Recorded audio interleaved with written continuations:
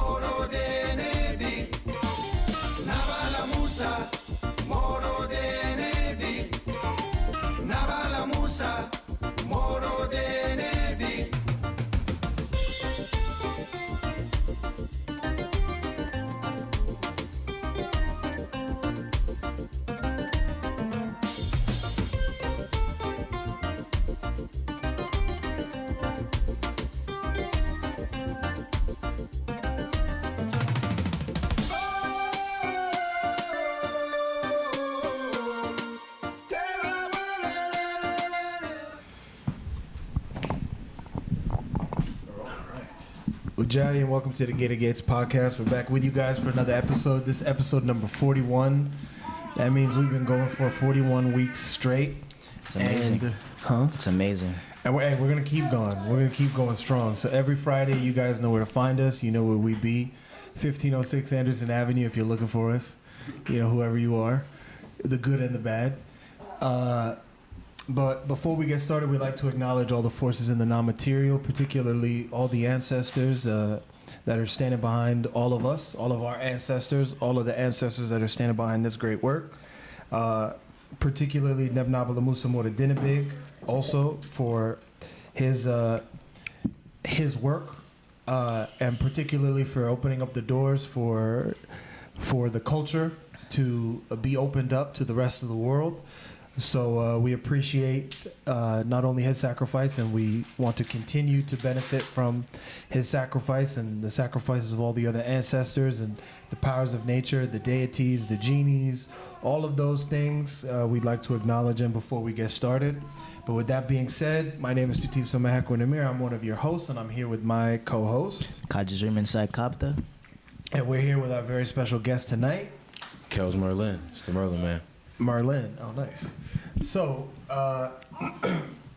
we try and keep... I should have given you this kind of like rundown before we got started, but just the way things played out, I didn't even think about it.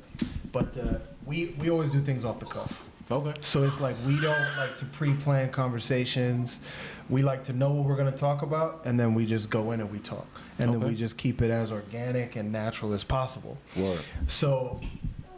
can you just give us a little bit of background as to who you are, some of the ventures that you're involved in, and the endeavors and all of those kind of things? Right. Again, my name is Kellz Merlin. I'm from the west side, the West Ward of Newark, New Jersey. Born and raised in Newark. I started out as just, a regular inner city kid with like hoop dreams. You know what I'm saying? Like most of us want to make it big, in some type of professional sport arena. Don't remind me. Right? The days, right? Broken dreams. You was going. Yeah, broken dreams. Thought shit was up, right? And you realize you're really not that good. No, I was good, man. I was good. I was good too, yo. Swear to God, I was. But yeah, then I always had a love for music and always had a love for rap since I could talk, honestly. And then when I was about 19 years old, I decided to pursue music as a full-time career. And just kind of hit the ground running. Nice. And put my best foot forward. Since then, I've been blessed to work with, some heavy names in the music industry. I just recently featured on an album called The Other Side of Newark, which was a collaborative album put together by the mayor, Raz J. Baraka, in partnership with Jerry Wonder, who produced for the Fugees. So it was about 10 artists from different sides of the city was brought together at random. We ain't know each other, had no prior history, had no established relationships amongst each other, to come together to do an album to promote unity and togetherness, something that's not necessarily of the cloth of my city, in my generation at least. It's been a lot. A lot of violence, I would say, in the years. Newark has a reputation of being a rough place. And It does. yeah, so Shout out to 90 Alexander. That was our first location before we moved from Essex County to Bergen County. So yeah, you know. oh, y'all were- from the Huda. We were. Oh, all right. we Y'all were from out my there. hood. Yeah, we were. Oh, yeah. all right. Even more. Not only Low shout key. out to the crackheads that would sell crack behind the temple, and also the people that would run the stolen cars behind the Listen, behind if the you got temple. a crackhead somewhere selling crack, that's legendary. Honestly.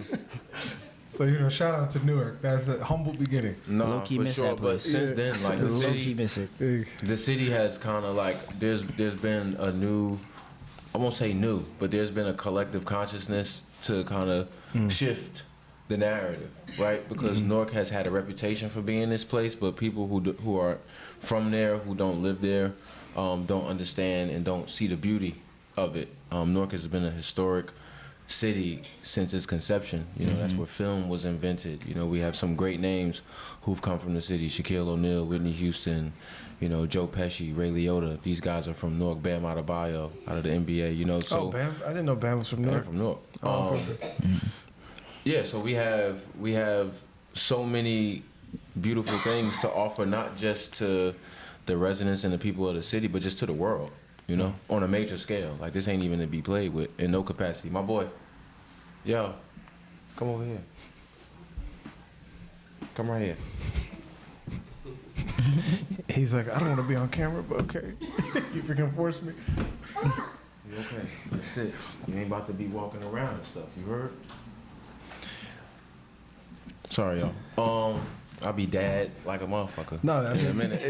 it's a family environment, man. So it's like we'll be trying to keep it together on camera, and then the baby will be doing something over here, and then we'll be Right. we'll be talking about it. So it's all good. I'm glad this is a this is a welcoming environment for that type of stuff for real. But yeah, man, that's me in a nutshell, man. I'm an artist. I'm a community. I won't say activist because I'm not really into that type of work, right? I just try to help where I can, try to teach what I know to be the absolute truth, and try to deliver that in the most amicable way possible. You know what I mean? So I mean, I kind of cheated a bit because I kind of learned a little bit about you before you came on the show. Yeah, for sure. From Kenny that's Bush. my He brother, was telling man. me, yeah. So he was telling me like that you're also involved in like City Hall, Yeah. but he didn't really tell me what you do in City Hall. Right. So like when you say you're not really an activist, but you try and help, Yeah. like what does that entail? Kind Before of? you answer that, Go. was the mayor on the song? Yeah, the mayor actually Raz featured on a couple of those records. Is he Not like rapping. he's Rap like- is a poet. He's like DJ Khaled. Nah, Raz is a poet. He's actually. on. Really? He's on the. Yeah. Well, I mean, he's Amiri Baraka's son, son. Right. So Yeah. like Raz is an artist You don't know himself. who that is? No, You don't know who Amiri Baraka is? no. So Amiri Baraka is considered one of the prominent artists from the Black Arts Movement. So the Black Arts Movement was a sister movement to the Civil Rights Movement. So the Civil Rights Movement was all about the rights, And- whereas right. that the Black Arts Movement was the avenue that the artists that had a expression Political would art, basically. political Right. yeah politically express themselves. So he was one of the mainstays of. His real name is Leroy Jones, Oh, but then that- he changed his name to Amiri Baraka. Okay. Well, I never knew who he was, but I've heard of the movement, but I never knew like the prominent people of the movement. Yeah, like Okay. Amiri Baraka, Sonia Sanchez. I'm blanking, but Richard Wesley. Richard Wesley's from Newark, I think. I'm not familiar Or with he- I'm not familiar with Richard Wesley. Richard Wesley is a guy that I'll wrote. look into it, though. He wrote Uptown Saturday Night, Oh, and okay. he also he was a playwright too. Wow. Funny story, but we'll come back to that. But keep going. Yeah, so Raz featured on a couple of those records, doing some poetry, some really powerful poetry. I might add. Yeah, it was a dope experience, man, to be in a space where you come into a room like Newark ain't no friendly place. Like I say that all the time. I ain't no friendly nigga. I'm nice, but I'm not friendly. Like is different. You know what I mean? It's like the difference between simple and easy. Yeah. Something could be simple, but that don't mean it's easy. That's you know? true. It just means it's not comprised of many parts or complicated components. That don't mean it's easy to do. Golf is simple. Shit is not easy. Shout out to Tiger Woods. Shout out to Tiger Woods. Yeah, they took Tiger's crown, but you know, shout out to Tiger. Never take Tiger crown. You could never take a nigga crown. He shitted on niggas in a major way, and that could never be erased from history. It's Ever. true. Ever. I mean, they kept trying to bring him down because he was just destroying all the other white people. I mean, Tiger's not white, but he was destroying all the white people. He was destroying all the white people. According to him, he's pretty white. Look, he talks like a white According guy. to him, he's not a nigger. Is he biracial? It's Tiger. Tiger's biracial, right? Yeah. But his dad is like Blasian, and then his mom's like Asian. Oh. So he's okay. like But he said it straight. I am not black. listen. I am not a nigger. But listen. I'm a Caucasian. He said in it. the This is Dave his Chappelle. words. Listen, in That's the Dave his words. Chappelle racial I ain't see that. draft, But that's crazy. like he was drafted. Who did the? Was he drafted by the Asians or was he drafted by the niggas? I don't remember. I don't remember. But the Bro. point is, he himself doesn't really want to be associated with He don't us. wanna be with us. It don't matter though. It don't matter He because don't want to be in the house with us. he's with us whether he wants to be with us or not. That's true. right. Because even according to the white people guidelines, it's 5%. It's 1%. Yeah. Right? One drop. It's one drop. One drop of Nigga. yeah. Once you put Cocoa Puffs in the milk, that shit is not. It's finished. Yeah. Nigga, it's clipped. Yeah, it's You done. heard? Yeah, That's chocolate milk, man. Tiger Woods Give a is a fuck. nigga whether he admits it or not. Listen, I don't give a fuck what nobody say. You eat that bowl of Cocoa Puffs, motherfucker. That milk is chocolate. That's chocolate milk. All right, That's chocolate milk. straight up. So I mean that to me that's so interesting because I mean it seems like to me I would never expect the son of Amiri Baraka to become a politician because it seemed like so much of the civil rights movement was about like, you know, how do we kind of like not get in bed with politics? Like how do we change policy, but how do we not get in bed with politics per se? But then it's interesting to me now to see the son of a prominent civil rights activist and artist like Amiri Baraka, because one of his most famous play is called The Dutchman and the Slave. And it's about how there's a black man on the subway train that gets involved in like a kind of interaction with a young white lady. So it's a young black man that gets involved with a young white lady on the train, and it's about their dynamic throughout the course of the night. And it ends up that she ends up murdering him on the train in front of everybody. Wow, that's And then interesting. after she murders him, she makes everyone on the train help her get rid of his body.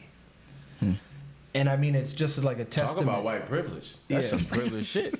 You off a nigga in front of everybody. And have them help and you. then make them help you. But it's a testament to the way that America kind of like Functions. chews up the black person and then spits them out.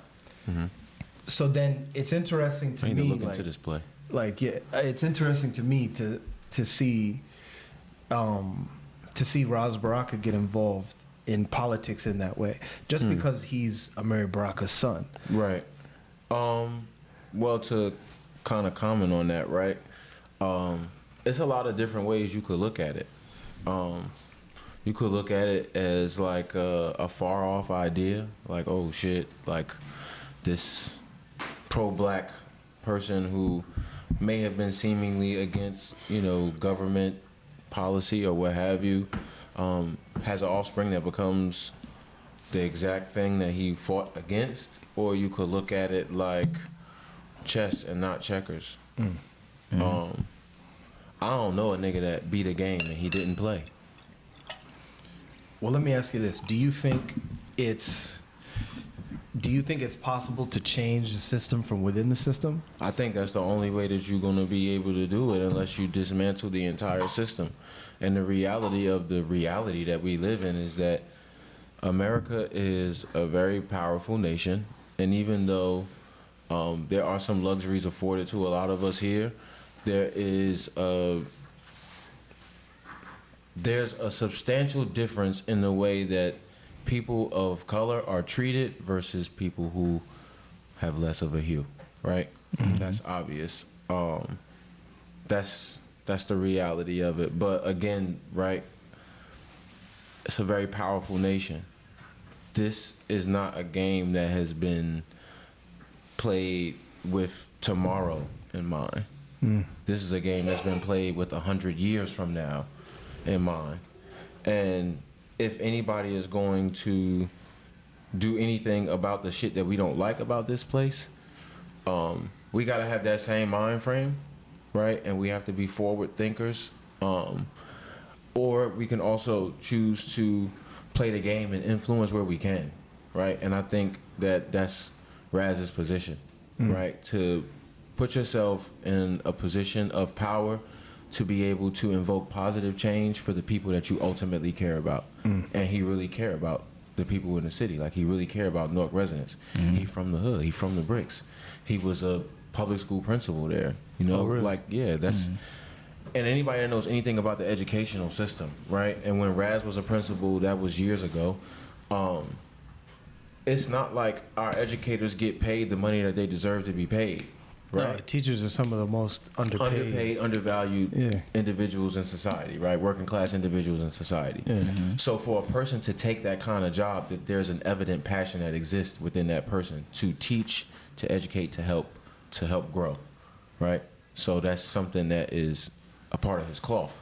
We could look at it like, damn, that's trippy, that his pops was who he was and he became who he is.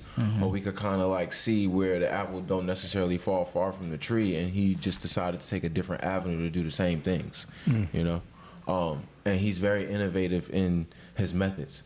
I ain't seen a mayor in any city anywhere or heard of one. Again, I'm from this little place, right? I'm from the bricks. I'm from this little town, but from the city. But I've never seen a mayor take such consideration for art and creativity and how influential it is, and pour into that, not just with words and with speech, but financially.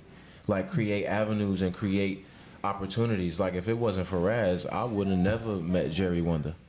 If it wasn't for Raz thinking of this idea and having these innovative thought processes on how to influence change amongst the masses, right? In a city that has been torn for decades, since '67, for real. To find a way to do that and put individuals in position to be on TV, to make themselves marketable, to feed their families. You know what I'm saying? Like, I'm here because, in part, and in a good substantial part, because of the opportunity that Raz gave me to showcase my capability. So, would you say that you're seeing substantial change within the city as a whole? 100%. All right, so I'm an intricate individual in a sense that when people ask me questions, I have a different perspective, right? So, like, when you say substantial change, you might be thinking about something that you could readily see with your eyes, right? Or something in front of you. Now, Newark is a development town.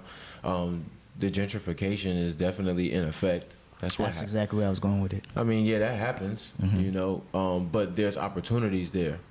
I really want black people to stop having this negative feeling about gentrification, right? Somebody come into a place and spend their money on something that I really want to ask you why. Why? Yeah, why? Because That's a very interesting position. I've never heard people say don't have a negative view on gentrification, so I want to know. Because it presents opportunity. It's opportunity for growth, right? Especially when you're creative. When people come to your town to spend money, they come in to spend money. To spend money, yeah. You got to give these niggas something to buy. I don't understand. See, I like that perspective because I get what gentrification is. I get how it's harmful, right? We take people, you take a city, you bring in rich developers, they rebuild, they move those people out. You know what I'm saying? But in Newark, where I'm from, my mayor ain't really on it like that. These people that come here and they build, these motherfuckers gotta do business with people from Newark. You gotta hire the locals in Newark when you wanna build these buildings. It's opportunities for people who have certifications and licenses in different trades to then have contracts with these developers to say, hey, you wanna redo this apartment structure here? He provided opportunities for people to be like, all right, you know what? I got a plumbing company. You buying that building? You want to be doing business here? My mayor said you got to do business with some of these folks. Now, this is the only thing, like it's a catch-22. Like I'm not with displacing people in any capacity at all. But it's like, my nigga, we got to put ourselves in position to win. Like at a certain point, like it's 2024, at a certain point, like we don't really got that many more excuses of how to get a dollar or why we can't be ahead. I ain't gonna front. Like, these niggas got this shit sold up, right? It's a evident difference in how much money I could go and get or whether I could get some money from a bank, right? Because of what I look like. Same thing for y'all. And what you can prove on paper. What I could, whatever, right? Yeah. But it's niggas that's still doing it. It's true. It's niggas still doing it. My grandma walked from Henderson, North Carolina to motherfucking Lewisburg, North Carolina to get on the fucking bus. You not finna tell me How far that is you that? long. You not I just don't know. So I mean, I'm just like, damn, You how far not- did she walk in? you not finna tell me that you can't apply pressure and just because you met with some resistance that you can't at the bare minimum, because I don't got all the answers. I swear to God I don't. But when I don't got the answers, one right, does. and I don't know what nobody believe in and not to impose my beliefs on anybody that's present, right? Yeah. But I'm Muslim, right? So whenever So is Nika. when I don't know the answer, bro, I just call upon God. Yo, bro, what's Nika up? look back like, who? Show me the way. Like what I'm supposed to do. What I'm supposed to say. What I'm supposed to be thinking right now. If this right here that's on my mind and on my heart is no good for me, replace it with something that's better. I mean. So I mean, the reason why I ask is because like I have a kind of a bone to pick with the word in and of itself, like gentrification, right? Because even when you look at the root word of gentrification, like it implies like the root word is gent, right? So then it implies that therefore the people that are coming in are of a better ilk, are of a better stature because they're gentle. And then therefore, so now they're coming in to try and impose their gentle frication Or civilized. or civilized The uncivilized. demeanor upon those that are uncivilized. Now, the reason why I kind of take exception to that word is because, like, I think that black people in America struggle with an identity crisis, being that we only make our history go so far. And what we do is we kind of limit ourselves where we say, okay, well, our history starts and ends with where white people brought us into the picture, or where we entered the narrative within the narrative of white people's history. Because there's nothing, to me, more damaging or more destructive than when we only want to define ourselves based on the value we bring within the white man's system. Because ultimately, this is the white man's system.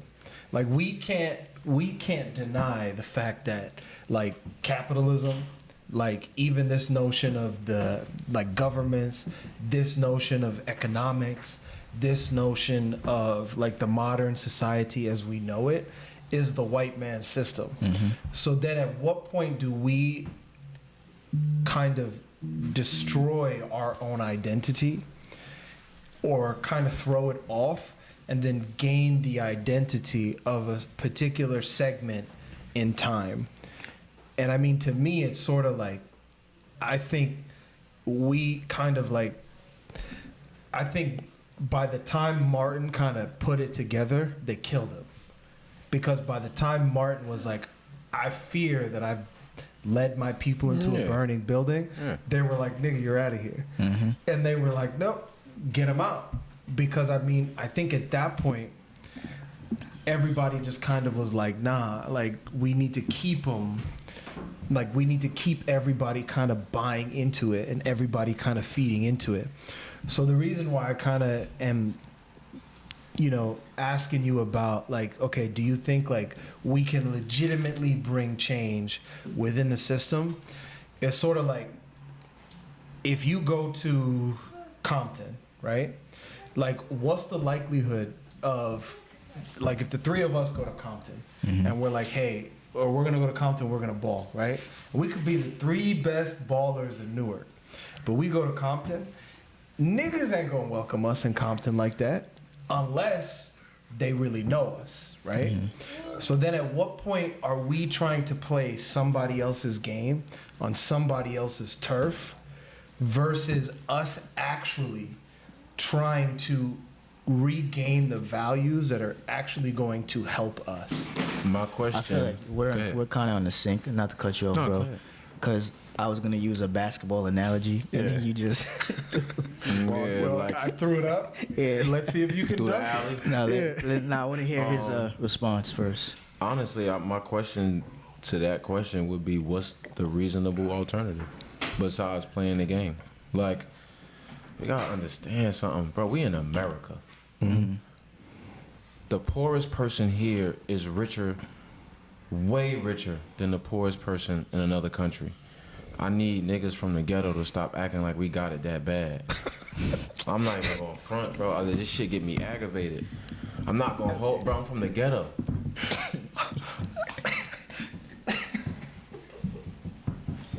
All right.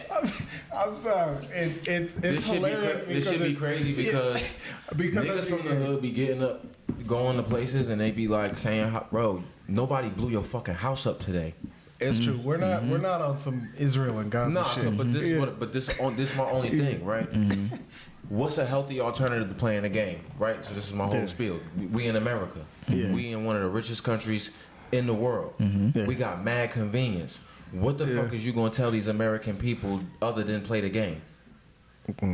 What you gonna? So the alternative to playing the white man's game and beating him at it, which we seen niggas do more than once, more than 100, more than 1,000 times. We seen wild niggas beat this shit. What is the alternative to that? We strip away these niggas' convenience. These niggas ain't giving up Walmart and fucking Netflix to go do some shit and start from scratch. Well, let me. So also, right, to answer the other part of your question, we not gonna see the change. We gonna be dead, my boy. That's true. And niggas gotta, that's the thing niggas gotta be okay with. You gotta be okay with putting in some work that you will never see the fruits of your labor. If I plant a tree, I will never see the apples or the fruits that grow from this tree. I will never see the fucking birds that get to build nests here, but Allah will make sure I benefit from that. See, Whether I'm here or I'm not, It's the good. people that's here are going to benefit from it. The animals that's here are going to be able to benefit from it. It's a trickle-down effect. And even if I'm not here in the physical, I don't think God set up like that. Because I don't know a nigga that can make a tree. So just bear with me for a second. I'm not concise. I don't know a nigga that can make a tree. You could plant a tree. You can plant, but you can't make it. You can plant. You can't make the seed that grows into a tree, right? So that's divine intelligence.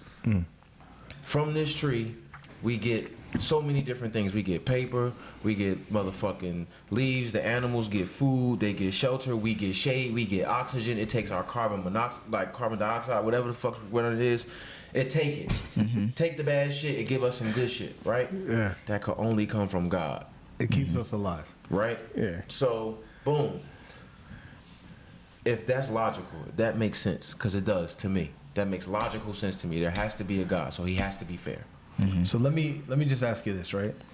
Because I agree, to a certain extent, you got to play the game, right? But like, do you want to be? Because let's now change the analogy and make the analogy maybe football oriented. Do you want to be you want to be Lamar Jackson, or do you want to be the owner of the Ravens? I want to be me. But I'm asking you this because I mean, ultimately, we get to decide what Stop playing with me. part we play, or who we are within the game, right? Like we get to choose our avatar. Well, So then it's that's sort of the- like, at what point are we fighting for crumbs at someone else's table, versus we're actually, because I mean, at the end of the day, we could play the game, but we're still playing somebody else's game. All right, so look, this is the whole thing for me, right? What's the white man's game? What is it? I mean, if you really want to break it down, It's money. it's colonization. It's money. I mean, money is It's money, bro. It's a post. I would say No, money let me is a tell you tool. something. Yeah, money's a No. post. It's money. A post-colonial. The tool. white man's game is money. He don't Break give it a down. fuck about nobody but money. He don't give a fuck about white people. This is the thing. The game that we in, we calling it the white man's game for the sake of conversation, but it's not no color game. This shit is money. But then, It's the haves and the have-nots, and a very few group of niggas figured out a way to trick a large group of niggas and collect the lion's share of all the wealth that exists. So this is in my brain. This is how I think. That's not my fight. I'm not tripping off that. That's for God to take care of. In order for anything to change, right, it gotta start within you, right? To invoke any influence outside of yourself. Realistically, my boy, you ain't got no control over nothing but this shit right here. of course, yeah. That's it. That's all. I'm not in it for nothing as long as I got enough to provide for my folks, right? I got enough to provide for my folks. I'm giving them the right information. I'm giving them something to give to their people, something of benefit. That's how you beat the game. The nigga can't win forever. God don't work like that. It don't. America is built on credit. Most people don't pay their bills. Is America gonna be able to sustain running on credit? No. America in debt. She losing the game she playing. I'm not jacking that. I'm not tripping off that. My whole mission, my whole purpose is to acquire and amass enough wealth to live how I want to live, and I gotta play the game to do that.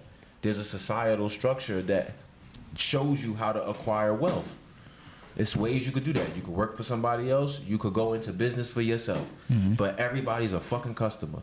I need some customers so I could take care of my folks, and I can influence as much positivity as I can. And those folks, hopefully, will do the same shit. See, It's- I'm with you. Go. I'm really with you. Like we're here. Like this, like it's vibrating. I'm getting chills. Go ahead. But like I think the main thing or the main issue with this situation that we find ourselves in, though, it's like the game, right? It's like if you play basketball, can you say that you're playing basketball and not be a baller?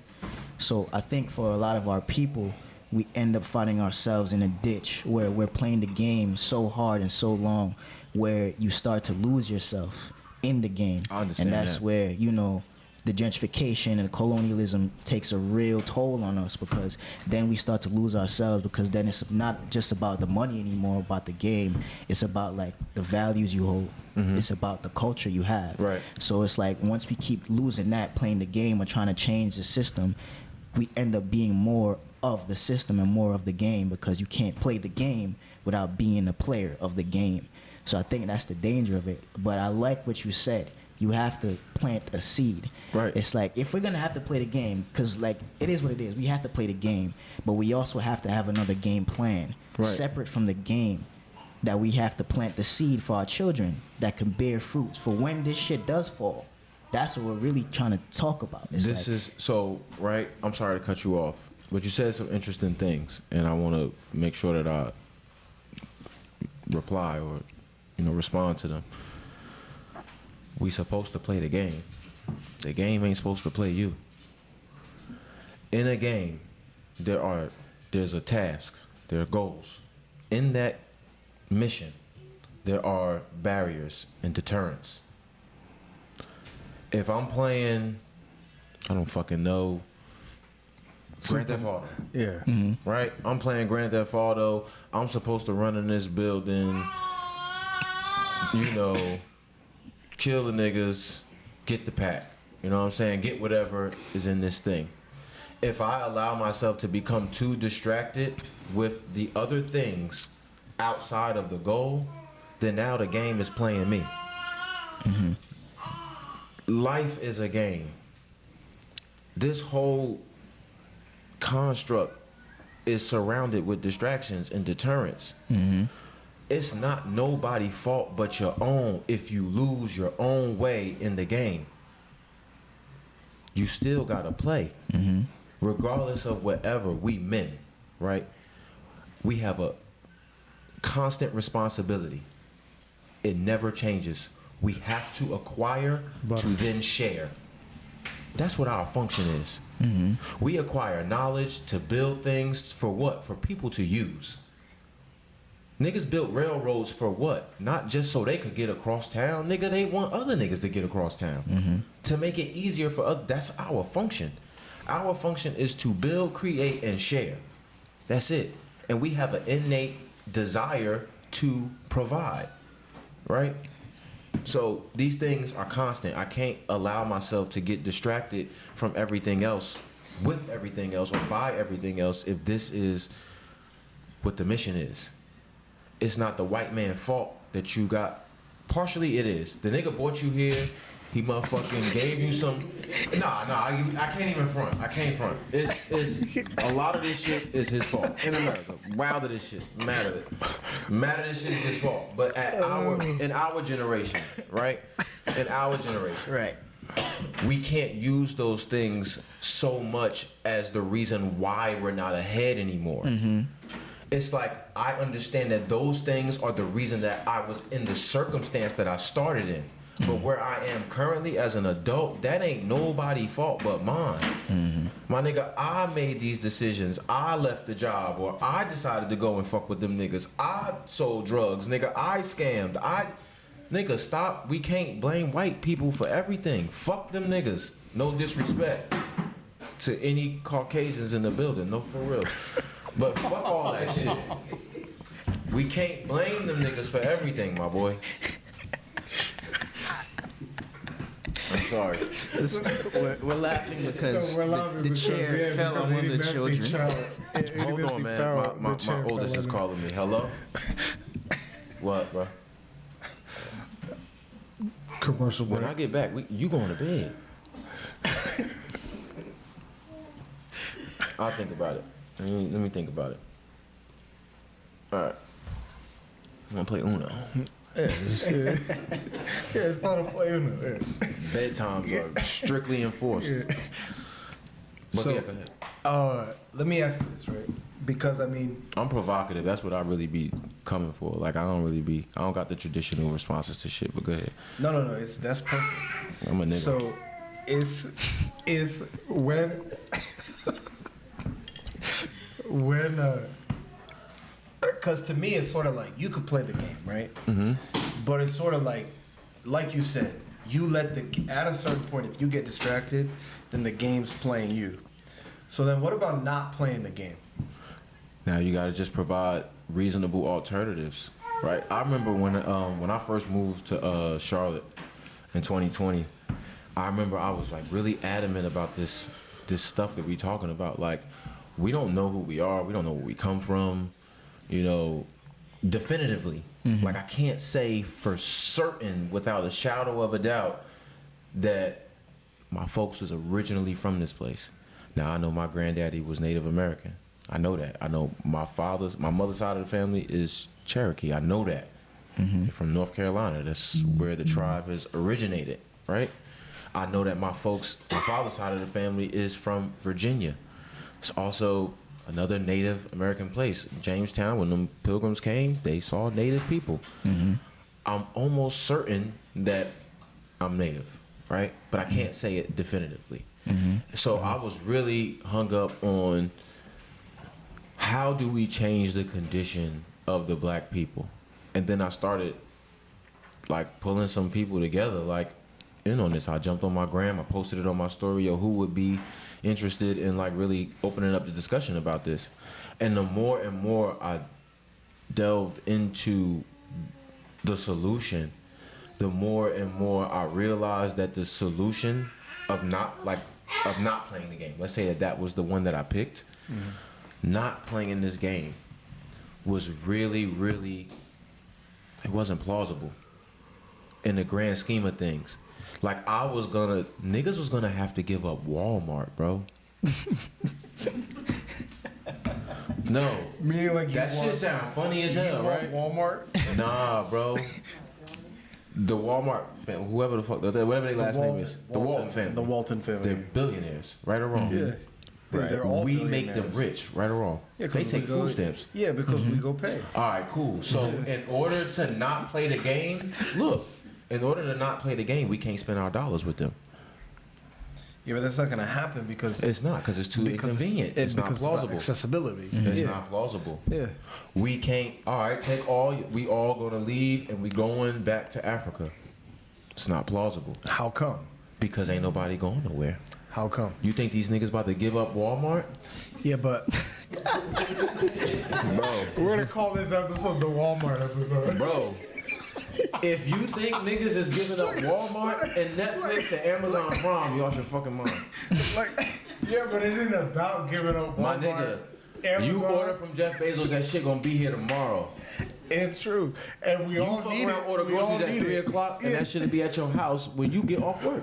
We all, and we're all benefiting and enjoying the conveniences of Walmart Prime.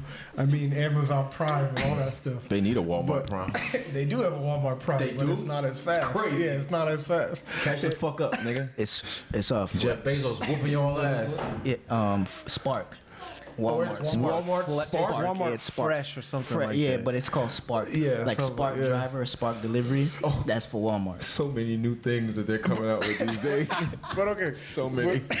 okay, so the thing is this though, is like, okay, what is it about our value system that we don't recognize going back to Africa as a plausible solution? Because why is it that our only focus is Walmart? Our only focus is Netflix. Our only focus is these things. Because what is it about these things that make us say these hold value, but it's not plausible for us to go back to Africa? What's my man name? That Totten? What's my Tutana? Oh, Tutana. Tutana, right? Yeah. My man. Yeah. Right. Cool nigga. Yeah. And I was just That's a talking jazz. to That's a him. jazz musician, bro. Yeah. Yeah. What Don't does he let play? him pull the trombone out on you. That's what he plays. Yeah. Yeah. Is he good? Is he like really good? He plays. Nah, he's yeah, pretty good. He plays. He's yeah. good. Okay. Yeah. So if you need somebody for it, shout do. out to Tutana. We're gonna talk about it. Shout out if you need anybody for it to play the trombone. Tutana.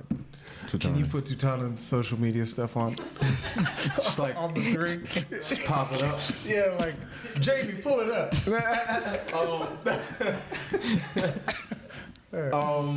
So I was just talking to bro, and I was just saying to him, like, we humans, right?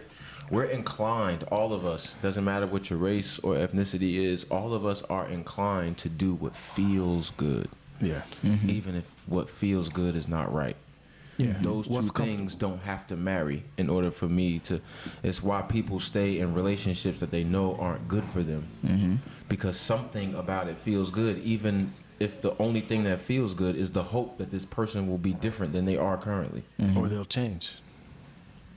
Hope feels good. Yeah. Does. So you're asking human beings to do a very unhuman thing. And it takes very special individuals to sacrifice convenience and pleasure and leisure for the greater good. That takes a really, really selfless person. So it's like, what is it about our value that we don't recognize? We acknowledge how influential and how cool and how amazing we are, but I don't think that the vast majority of us fully understand our level of influence. And this is what I'm talking about playing the game.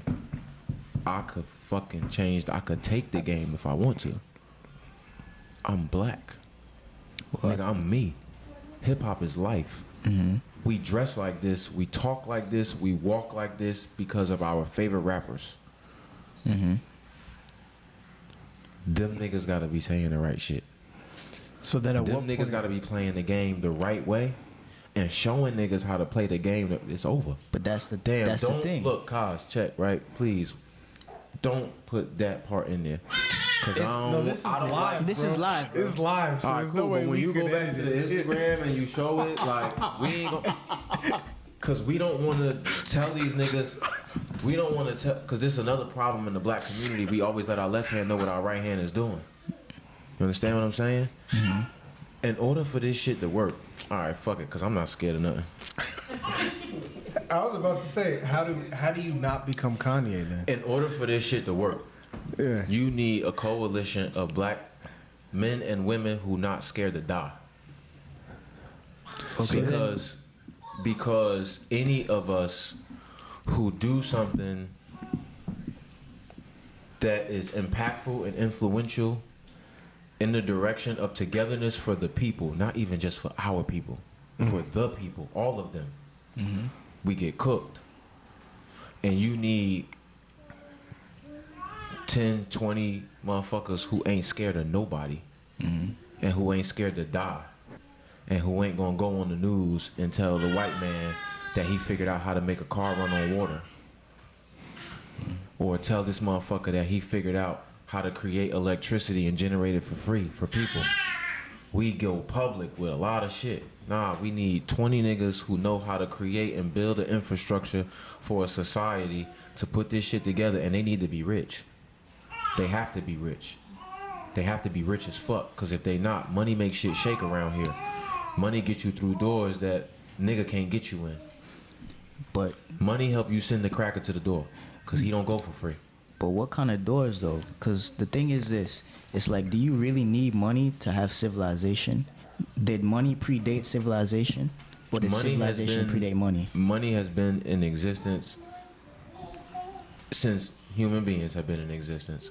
I refuse to believe that wealth, whatever measure it was, because we calling it money, currency, paper dollars, silver, gold, whatever. Well, now we are. What now we are. Yeah. Wealth is an original concept, just like human beings are original. I think that thing has been around for the longest. What it was, how we measured it, what niggas did for it, what they sacrificed, how greedy they were, that varies. I guess that would depend on how well versed we are in history, right? But again, I do think that it's been around. And in today's society, you cannot have civilization without money. In order to have civilization without money, you need laborers, skilled master laborers who are willing to work for nothing. Again, you need to sacrifice leisure and comfortability and what feels good for what is for the greater good. And that shit don't feel good. Don't. So there's something I really want to ask you about, which is like, Go for you it. know, like, what if we take, because I mean, everything has its origins, right? So like, where do we get these so-called notions of wealth? Because remove money from the equation. So remove ourselves from the context of the white man's game and the white man's system. So then at what point, what brings value at that point? Like, where do we find value? Family. Family. Family. So And then, in some countries across the world, right, that's how wealth is measured, right? You wonder why black people sit on the porch. Some African countries, right, that's how they measure their wealth. The whole family come out and sit in front of the house. So when the people, they pass by, that man is rich. Look at all his kids. That's when God talks about that I as wasn't a... expecting you to say that, but I agree with you. Yes. No, Keep for going. real. God talks about provisions like that in the good books. Yeah. He gave you children. You Yes. know, some people can't have none. Keep talking. Family is wealth, right? That's the cornerstone of society and civilization. You need family. You need man, you need woman. You need them to understand what their functions are, what their responsibilities are. Say it again. You need man, you need woman. All right. Say it one more time. Man and woman. Thank you. Yeah, no Not- non-binary. Look, Not no non-binary. I don't got a nothing woman and a against. woman. I don't got nothing against nobody man and a and man. their sexual orientations. Right? We adults. We get to do whatever we want to do. We do what we feel like we want to do. But yeah, in order for society to function at a high level, you need man and woman to understand what their roles and their responsibilities are, right? I know a lot of people might not like that. Some people are really hung up on the gender roles thing, right? But like, there are some things that I'm just supposed to do as a man. I don't know a woman in the world that'll be happy and respect her husband if he does not provide. Be happy and respect her husband if he does not provide. If she pay the bills, she don't listen to what he say. It's what she say. And what she say, I ain't trying to be funny, and I'm not a sexist, I'm not misogynistic, I'm not a narcissist, none of the stuff that the woke community, You don't have to give a the disclaimer. feminist community, We're not. we in, live. We're not in the business. We're not in the business of pandering to anybody. No, it's So I'm you not could just saying it's say- for y'all. This I'm is a saying it's for the safe people who are For the- watching. Yeah. This is This a for safe them. space. Yeah. Right. It's a safe space to say what the fuck you I'm a want. nigga. Right. I don't Yeah. really care. I don't. Look, We need to have a counter how many times, every time that Kellz is about to say some shit, he'll be like, I'm a nigga. I'm really a nigga. But keep going. Yeah, like she won't respect boy, and her decisions are going to change based on how she feel. That's something that's innate in a woman, and there's benefit in that. There's beautiful qualities in that. There's an intuition that cannot be, can almost not be questioned. You know what I'm saying? Like she just knows things because that's the way God created her to be. You know what I mean?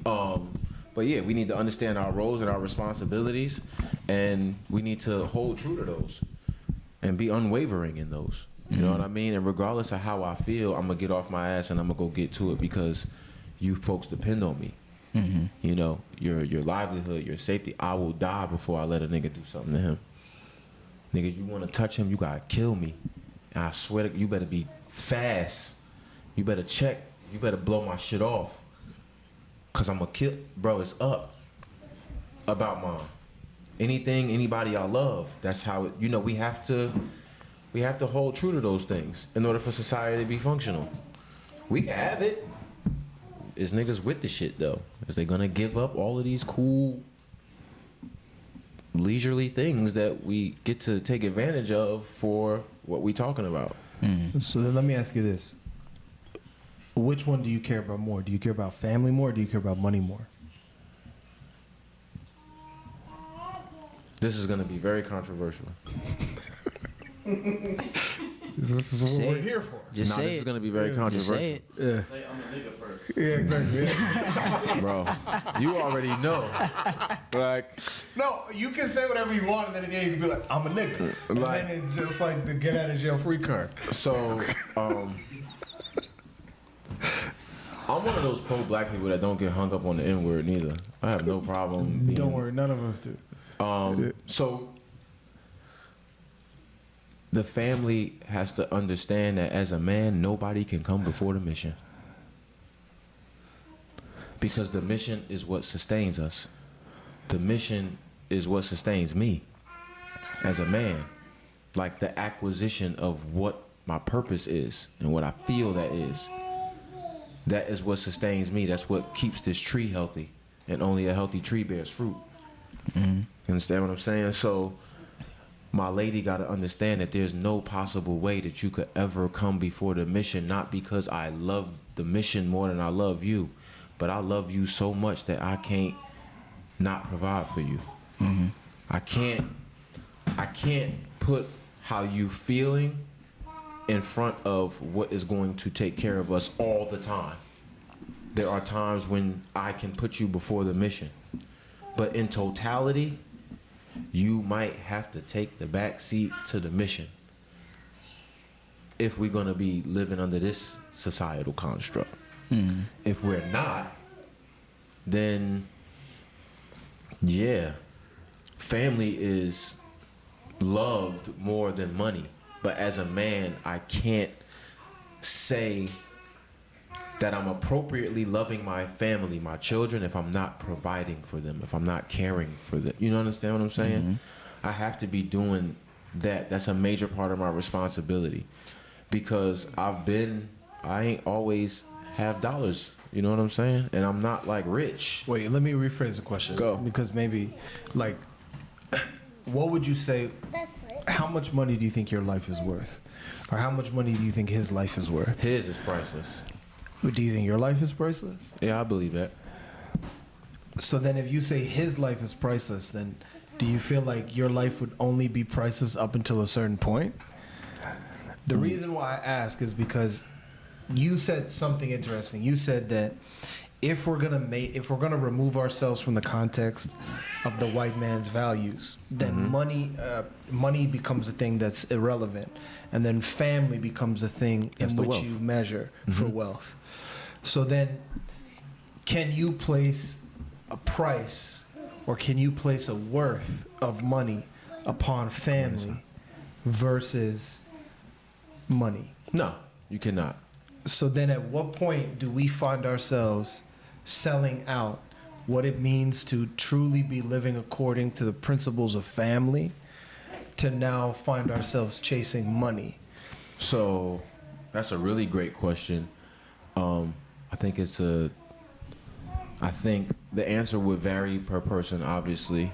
Only reason why I ask is because I think that is kind of, because you go to Africa, right? Like you said, people come out on the porch. How many family members you have determines your level of worth. Right. So that's why Africa still remains to this day uncolonized, is because of family. Right. Because we're not willing to give up our values, which is, because value is just about your ability to say, this is what to me is worth it. Right? And our value Sit down. in Africa is the fact that no matter what they came and gave to us, they came to us with the Bible. We said no. They came to us with the Torah. We said no. Some of us. Some of us. Some of us are selling out. So I'm not talking about everybody. They came to us with the Quran. We said no. They came to us Most with of them the money. say yeah. Some of us. Most of Africa say yeah.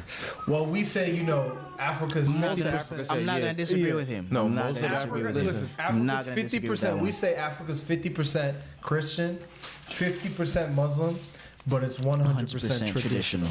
So I mean, at the end of the day, like, yes, like some of us definitely took if it's the Matrix, some of us took the stake, and we're like, yeah, I want to go back into the Matrix and let me get the Now I stake. gotta ask you a question. You think that religion is the stake in the Matrix? Absolutely. Yeah. Religion's a stake. You think it's so? one of the stakes.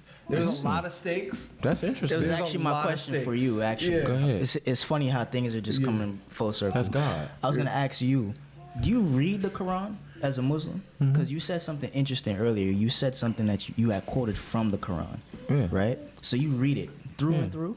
Yeah, you could read Like it. how often? Well, you pray every day, and when you pray, they say reading, but you're reciting the book. Okay. You know? Bring your glass closer. I read it every day. Okay.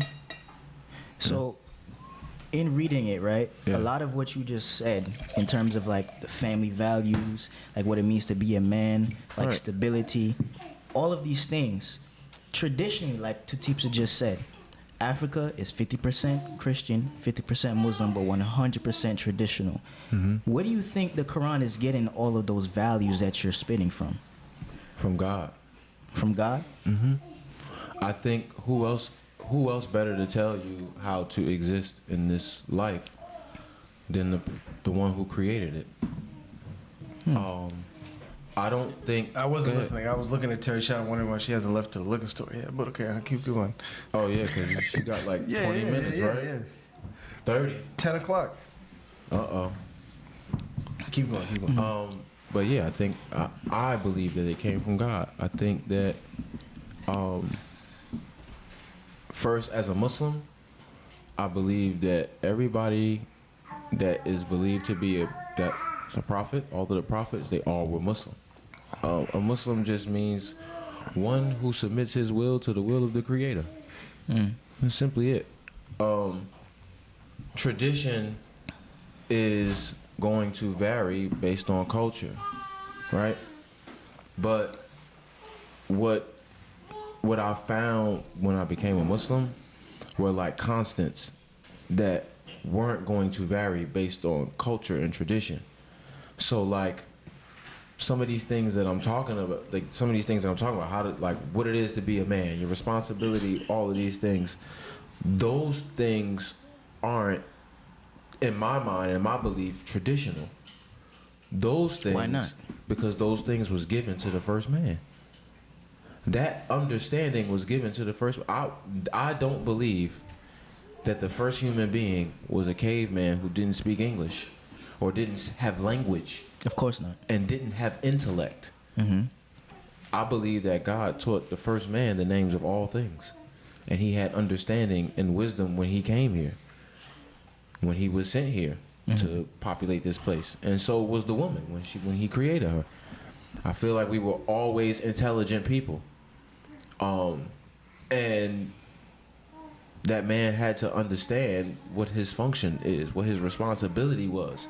It then became tradition after that, because those values and those teachings were given to those that came after those two people. Yeah, I think that's a constant, just like human beings. I think that has been around since our conception. So if that's from the conception of human beings, you said something that along the lines of like, depending on the culture, it's going to vary. But if that's the constant since the beginning of the existence, why would you think that there's a difference between cultures? Because from our perspective, right, we don't see a difference in cultures per se. Maybe we might see a difference in how somebody performs a ceremony. Maybe we might see a difference in a name somebody might give to a certain kind of entity. But when you check the underlying factors that makes a culture, it's what you're talking about. So the question that he's asking, that I'm even like trying to put further, is religion the foundation of a society? Because if religion is the foundation of a society, then the question becomes, did society exist before the religion? Okay, that's a really good question. I think I want you to ask it again, the first part. What was the first part of the question? So, culture, right? Culturally speaking, no matter where you go, if you go to India, China, Japan, Africa, you're going to find the same values and principles within every culture. The difference being how somebody celebrates that might look different to the outsider, but the underlining principles that govern the culture is all the same across humanity, right?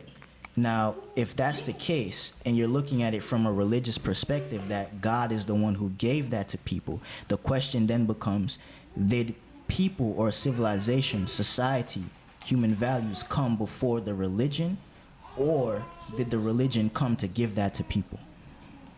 Okay, so that is to imply that I believe that they came together.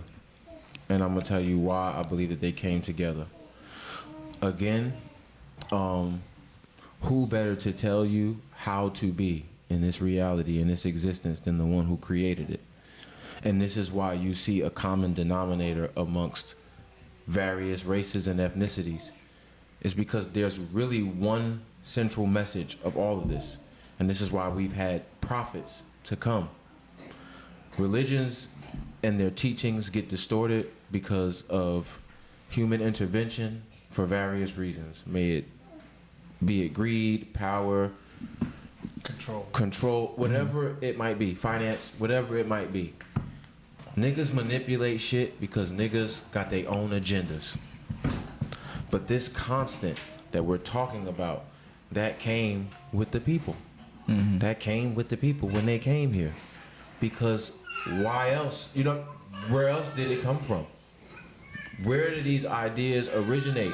So if the first man didn't say, this is my responsibility to make sure that I provide for this woman, protect her from any animals that God might have created and put here, make sure she has shelter when I see this rain come out the sky.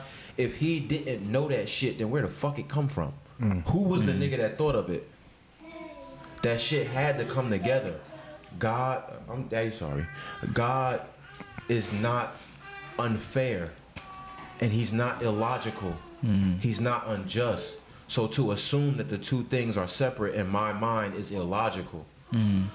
Religion is not supposed to be solely about who it is that you worship, right?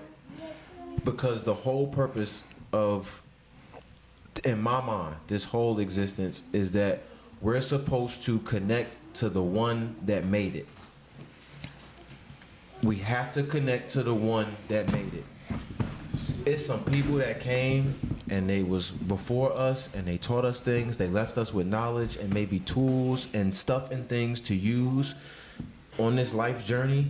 But I feel like that's our sole purpose, to connect with the Creator and tap in all the time, because we're going to constantly need help. Whenever you leave human beings to do their own thing, we fuck shit up. Like, we turn men into women. The fuck? And women into men.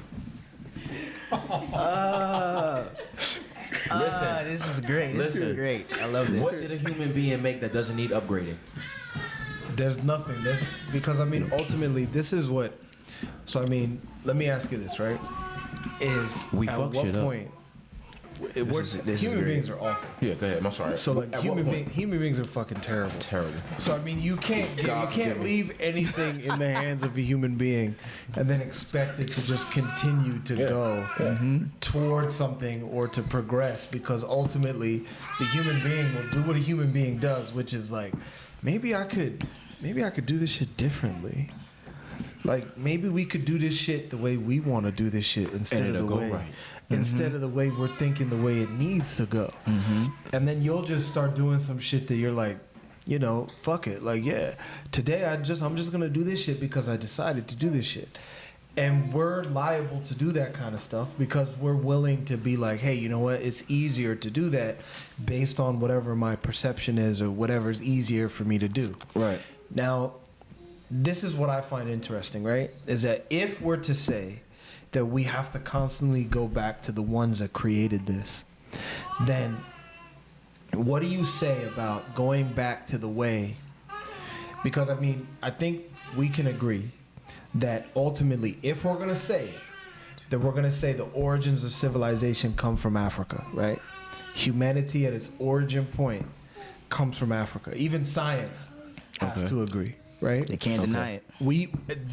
Even the scientists, the greatest of the universities, the greatest minds Smart crackers. that the smart crackers can produce, will have to come and say, hey, you know what? Let me say something real Like- quick before you finish. Yeah. I really love white people. Me too. I really do. No, look, check. Wait, let me I not don't trust co-sign. y'all. Let me not co-sign before you start talking like Uncle Ruckus. But No, keep look, going. I really love white people.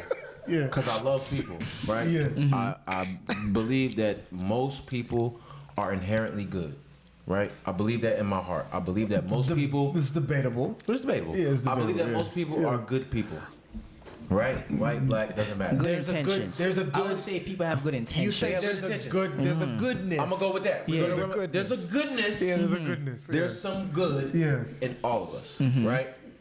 People have good intentions. Yeah. I just don't trust white people. I don't trust. I don't trust anybody. I don't trust anybody Yeah. neither, right? But if me and Kaz is somewhere, right, Yeah. and him getting out of a mess means me being in a fucked up situation, he would try his fucking best to figure out a way to not be in the mess, but not leave me in it. And I would believe that to be true for most colored folks. I would hope so. Yeah, I believe yeah. this is just, I'm just yeah, been in some yeah, yeah. pretty I'm not trying fucked to up impose situations my with colored look. folk. I'm not trying to impose my belief. I'm not trying to impose my belief on nobody. Yeah, Right, 'cause, right. I mean, if we're being honest, But the I'm not relying on anybody. Nigga, Facts. cracker. I'm a nigga. Nah. I'm a nigga. I don't trust nobody, Yeah. right? But I just don't trust white people to do right by me for the sake of doing right by me. I trust them to do what is best for them, no matter what the circumstances That's are. understandable. Yeah. That's it. Right. And even if they know that means that I will die, they will do it. Of course, yeah. They'll sacrifice your life Quick. very fast. Quick. But it's not even a white thing. It's just people who have things in common, like people who are groups. Naturally, you're going to kind of like gravitate to someone who's more like you. Yeah, more familiarity. Like if we all like didn't know each other, we were all in the army. It's just a bunch of white dudes around, and we're the only 3 niggas. Instantly, we're gonna see each other and be like, "Oh, what's up? Oh, We what's ain't gonna up? say shit. Yo, We we gonna ain't do gonna this. say nothing. If- Head nod. Let me put it to you this way. Instantly. If we're in Vietnam and we're serving in Vietnam and the Viet Cong comes to ambush us, I'm going to be like, listen, and I'm going to be like, I'm with you. Like, yeah, I don't fuck with these niggas. Nah, bro, Yeah. you don't get a pass. Nah. Nah, bro. What? Nigga, you got the uniform on. First of all. Hold on. It doesn't You're matter. done. No, it doesn't matter because You I'm gonna be came like, here- No, come here with white man. Exactly, and I'm gonna be like, no, I'm not with these white people. I'm with you. You have uniform. Yeah, no, You wear white trousers. It's like, nah, it's like. You it's wear like white man listen, trousers. It's You like not Muhammad white Ali man. said, no Viet Cong has Ain't never ever did shit called to me. nigga. That's a fact. Because at the end of the day, it's like, bro, they're gonna respect. Like I was having a conversation with somebody the other day, and she was like, "Look, I'm a lady. I can't go to China, and I can't get the Chinese to respect me." She black? No, she's white. No, she's Puerto Rican.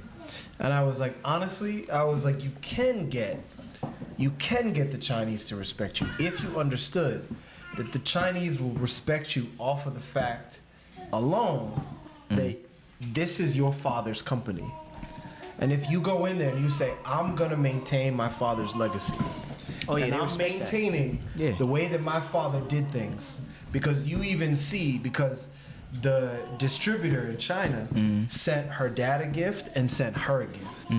And she's like, yeah, because we don't make it known particularly that like technically I'm the one running things and my dad still kind of seems like he's the one running things.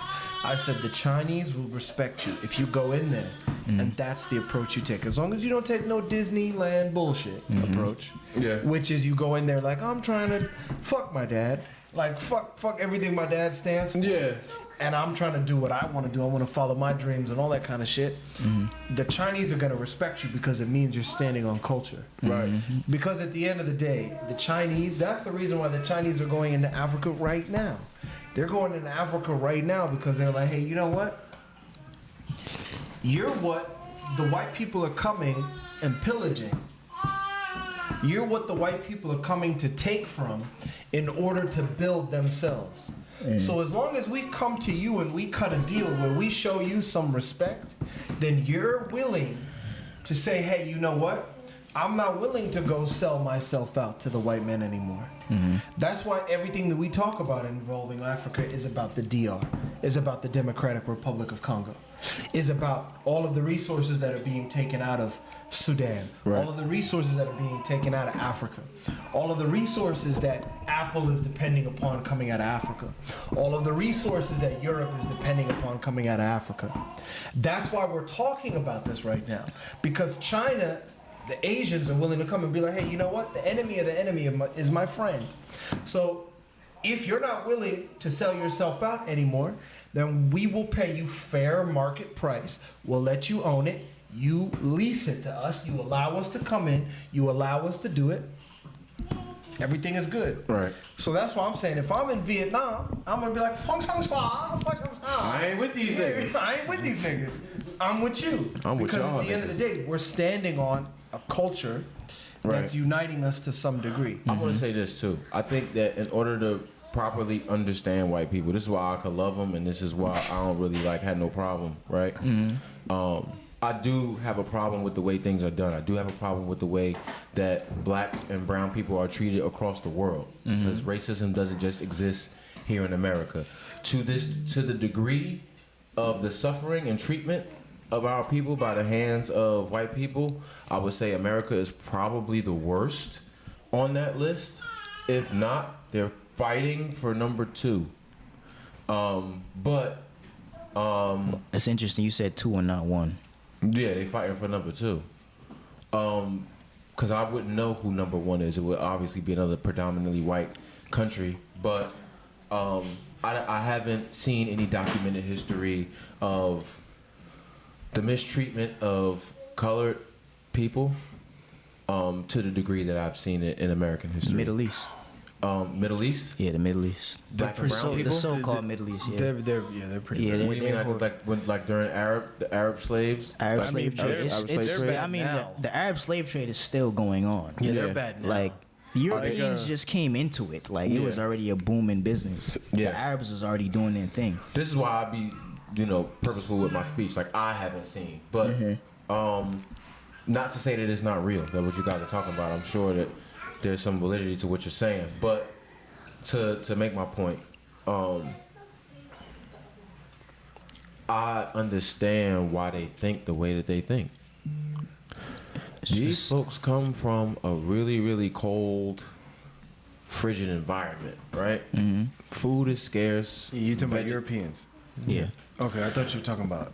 The Neanderthal people. Yeah.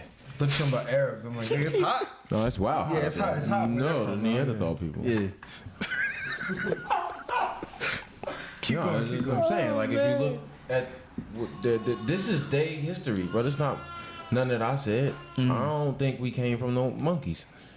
That's not my belief. No, that's what why niggas not turning into monkeys anymore. Yeah. Why monkeys not turning into niggas? I mean, Yeah.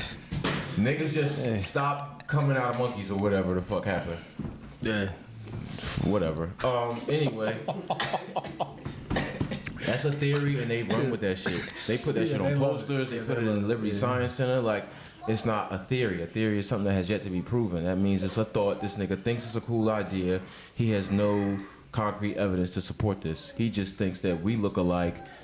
They look alike.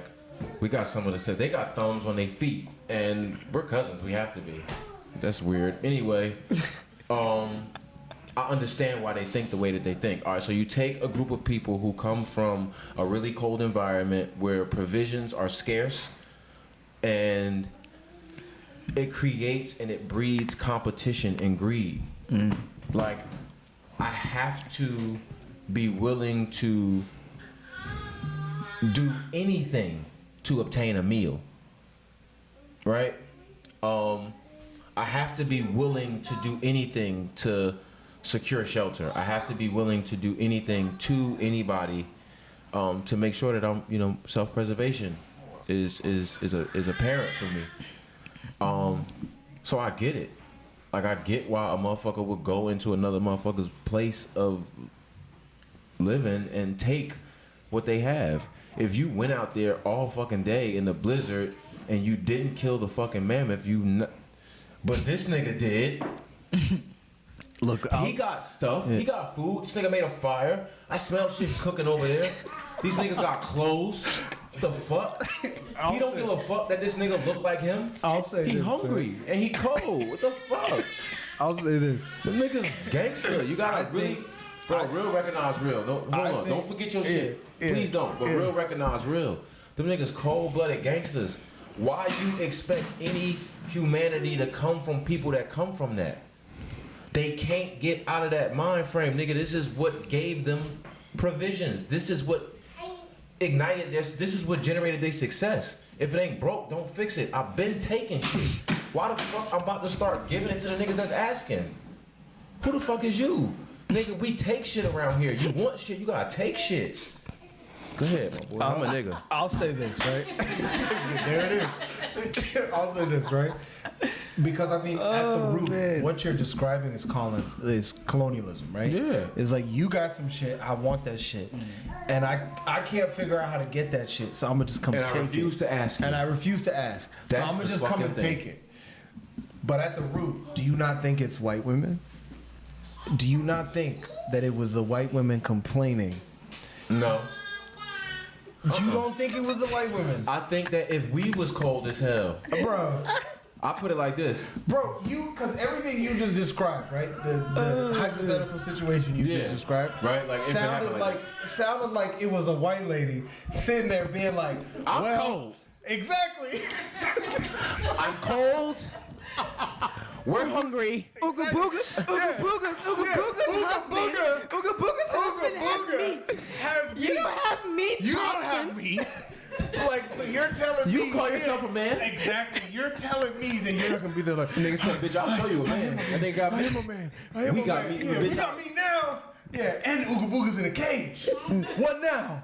Like, you're Ooga gonna tell Booga's me in a that? fucking- Yeah, exactly. Ooga I Booga's in killed a- Ooga Booga. That nigga's in a cold grave somewhere. Like, you're gonna tell me that that's not what? I don't think it's that. I don't think it's that because I think they humans at the end of the day, right? And again, certain things are innate in human beings, and what's innate in a man that ain't gonna change, we want to provide, we want to care for. I gotta take care of you.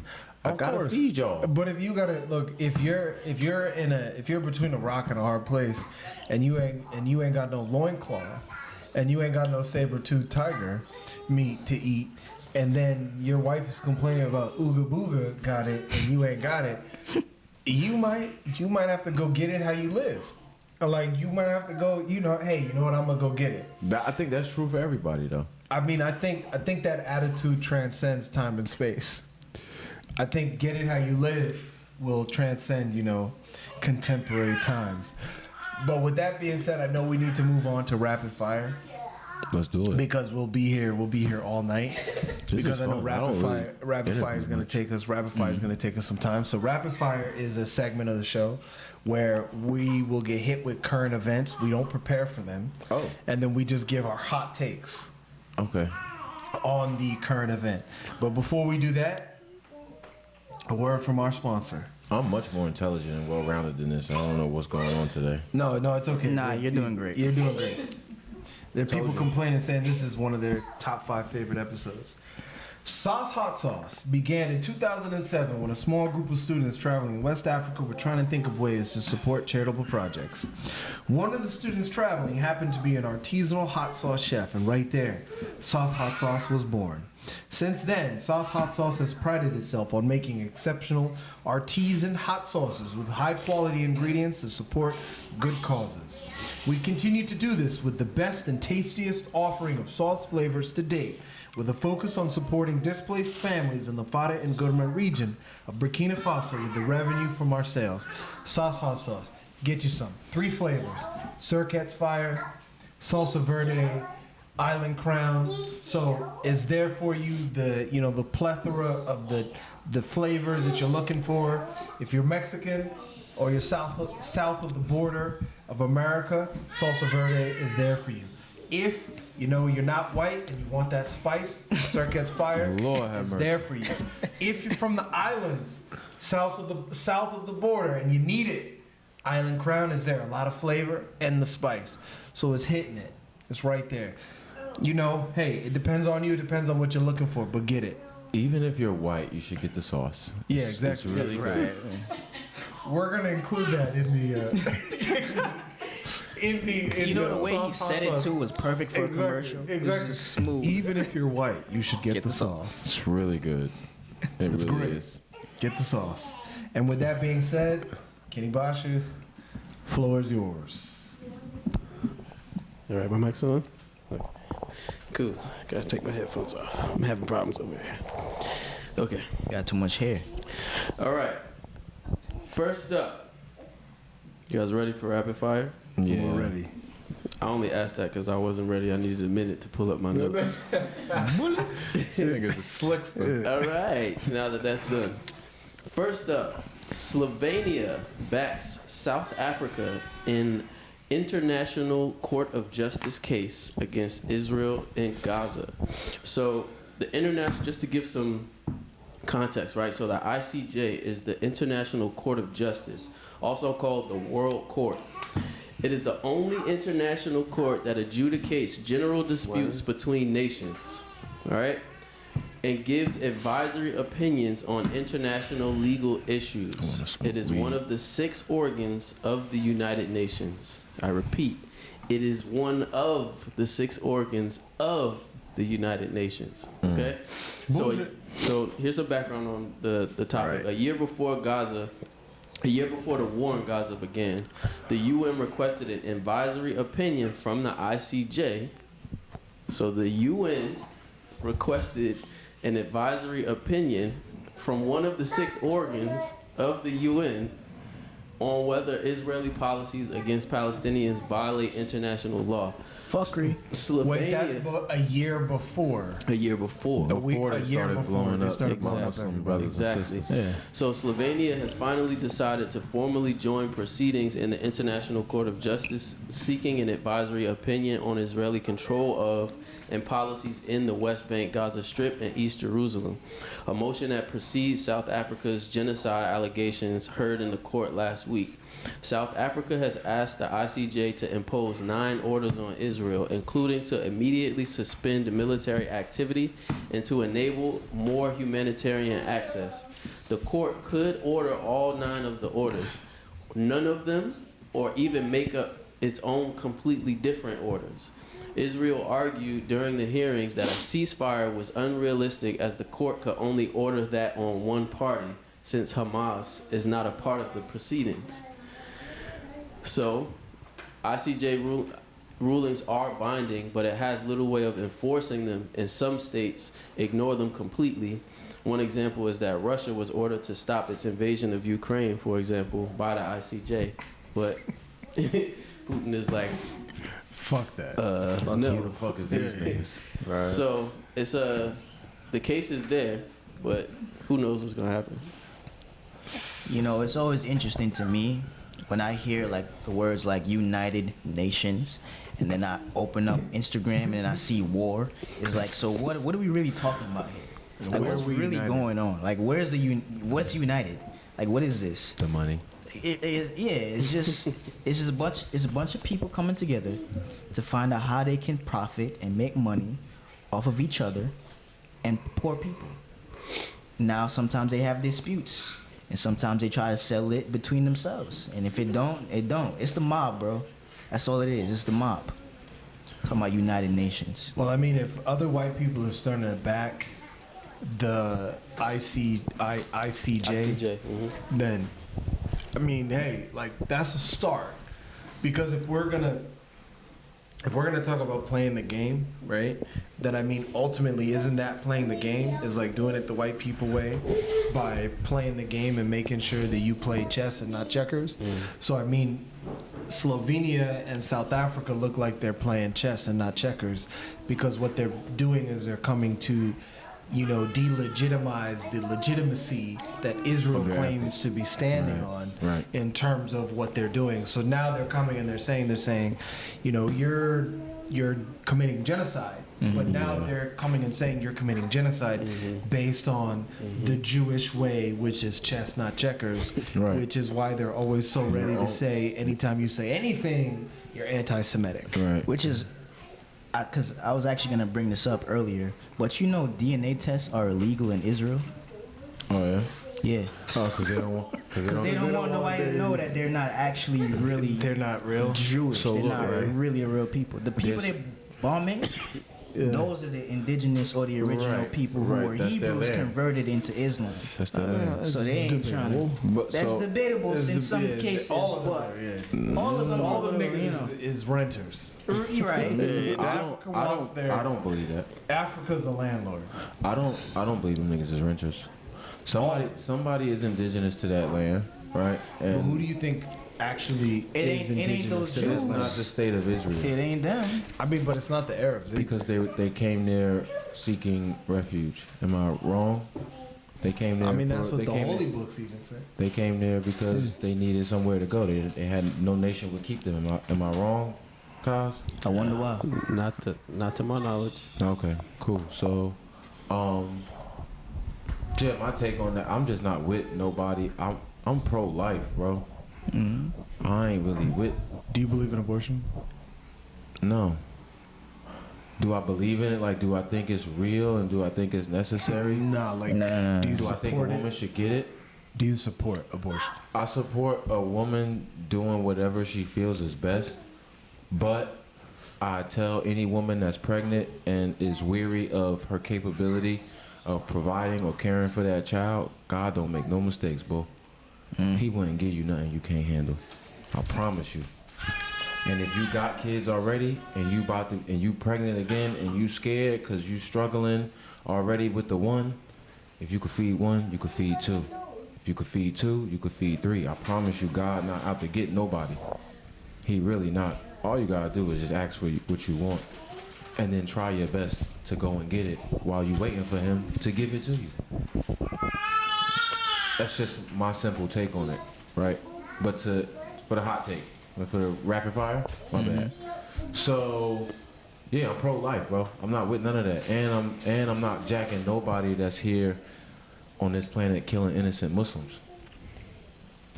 Whoever you got a problem with, this is what I think the countries of the world should do. When we beefing with another country, go get your best nigga. Nah, I don't want to hear shit. Go get the most fightingest nigga you got. I'm gonna go get the most fightingest nigga I got. You heard? Meet me at 8 p.m. at this place. Nigga, you're And them niggas gonna get describing the it plot. banging. You're describing the plot of Mortal Kombat, bro. Them niggas gonna get it banging. You said, Yeah. you said go get your best fighter. Go get your best And nigga. we will meet Mortal Kombat. And we gonna make it a money thing. Oh shit. That's Russia and Ukraine beefing. That's the Olympics. They about to have a motherfucking heavyweight MMA bout. They got the biggest, strongest, ugliest, meanest niggas they can find. This nigga said. But yo, is that not Mortal the Olympics? That's not the Olympics It's the what he's Olympics. describing? Yeah, but I mean the Olympics Or don't have even- fucking political. Check. They don't have political Even better. ramifications. Everything's political. Even better. Bro, Keep the it. Olympics don't mean shit. Look, keep it 100. He's I don't talking about. believe that. He's talking Look, about look, settling. keep it 100. He's talking about settling political Diplomatic beefs. disputes, nigga. Joe Biden, no, put the fucking gloves on, nigga. Strap up against the niggas you got problems with. Straight up. If you can't fight, you probably shouldn't be the president. That's my thing. In this world I'm talking about, in this world I'm talking about, if the fightingest niggas fight the other fightingest niggas from other countries, right? The president's gotta be fighting niggas. Keep it 100. The president should be the ones out there throwing hands. Actually, that's Tekken. Bro, that's Mortal Kombat. But it's the big Tekken homie- too. You the big It's the homie same of the country. thing. Those video It's games the are the same same thing, shit. same You're the thing. big homie of the country. Y'all gotta get right. Yeah, Fuck all that. Hey, but Joe strap up, Biden, bro. Joe Biden, we're finished, bro. That nigga doesn't. You're gonna be like, hey, you're gonna go fight. He's gonna be like, I too went to the courtyard when I was young. No, Joe he'll- Biden he'll scrapping send Joe anybody Rogan. is nasty work. He'll send Joe Rogan. Joe Biden scrapping any nigga is nasty All right, work. so who do you choose to go on behalf of America to fight in the fight, the Gaza and Israel conflict? Who do you elect? He died already. Who? Bruce Lee. But he's Chinese, bro. Chinese American. Nah, but we can't claim it. This ain't the Dave Chappelle race. The race draft. We want to give up Tiger we Woods for can't Bruce give up. Lee. Yeah, we can't All right, give I up have to, Bruce I have to Lee, think bro. about that. I have to really think about that because to be real with you, the best fighters that I think that I've seen with my own two eyes aren't from this country.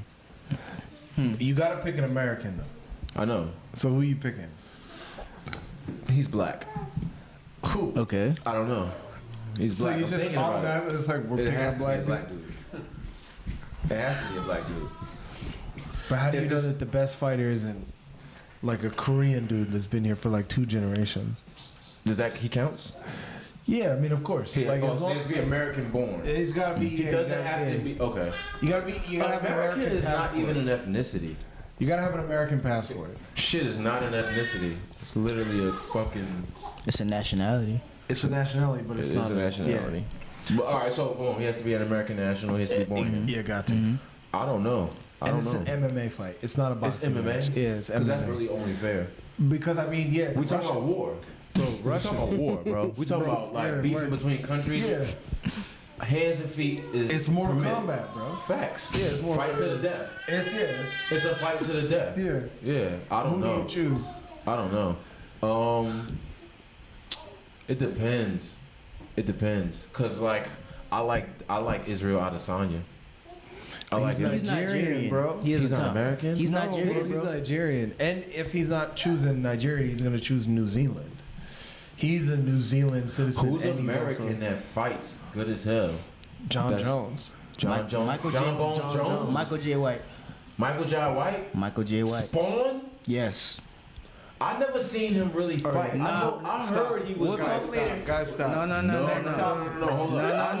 This nigga Michael said J. Michael No, J. White. I heard Michael J. White Michael was J. a White. cold-blooded nigga. Bro. He's alive. Bro, no, Bro. no. No, bro. Let me tell you something. Best fighter, I hands down. heard that he was cold-blooded, bro. Best fighter, hands down. Next time. Have you seen him get right? MMA niggas are scared of him. Who's scared of him though? No, they're not, MMA bro. niggas are scared of him. Who He's said not that? actually fighting in You MMA. need to pull up some clips to Alright, substantiate your actually claim. fighting in This is MMA. an after show thing. All right, cool. Bro, After show thing. After show, I need to see Michael J. White beat the shit out of somebody. Bro, you can't even you- fight, if you he can't ain't- find Michael J. White fight nobody because he's an actor, bro. Bro. He's an actor but he's Yeah. also a martial Niggas be artist. sleeping on Like, so entertainers. So let me ask you a question. Is Joe Rogan Get a fucked fighter? up by an actor if you want Bro, to. it don't matter if Joe Rogan's Is a Joe fighter. Rogan a fighter? Bro, you put Joe Rogan in the ring with somebody that's actively fighting, actively training right now. Joe Rogan is not going to admit it, but he'll be honest and be like, hey, you know what? Like, yeah, you can't put me in the ring with somebody that's actively fighting. I and expect understand me that. to I win. understand that. But is he a fighter? Yes or no? He's Would a martial fighter artist. understand and know? Bro, Michael J. Would a White is fighter not a good understand? fighter. Rogan was an That's not announcer true. This segment is now called Rapid Fighter. That's not true. Like, bro, there's What's no. the next one, Bro, Kyle? if you do martial arts, you can tell when No, a nigga bro. is it. No. Like you can tell by the Bro, technique. You can see the nigga okay, cheat. listen, You can see this this nigga's is cheat. Dragon Ball Z, bro. Bro, let me- no, all right, hold on. no. How many niggas do you know that do karate that you would never call in a fucking street fight? Well, that's different, bro. How is it different? You Because just he's named not a karate He nigga. doesn't just do karate, What bro. kind of martial art does Michael J. White He do? doesn't just do karate. What kind of martial art does he He do? doesn't just do karate. What kind of martial Bro, this art is an does he after do? show thing. Let's What move kind on. of This is rapid Let's fight. move on. Let's move on. This is All right, back to Rapid Fire. I was enjoying Rapid Fighter. So next up on Rapid Fire, we've got Marlon Wayans responds to Cat Williams calling out comedians for wearing dresses. So this is from Complex. Marlon Wayans. Weeks after Did Elon Cat end Williams' up fighting controversial Zuckerberg? interview Yeah, with no, Shannon is that a real Sharp on thing? Club Shay Shay kicked off 2024 with a bang. Wayans stopped by Real 92.3's radio show, Big Boy's Neighborhood, where he blasted Cat Williams' toxic comments about his peers wearing dresses. Marlon said, "I'm tired of the rhetoric of, oh, you sold out in Hollywood because you wore a dress." Wayans said around the 30-minute mark of the video. No, you ain't. No, you ain't gonna touch that. Negro, I wore a dress, and it's called White Chicks. You know what we did? We did a classic. That's what he said. So the comedian opened up in another interview, right?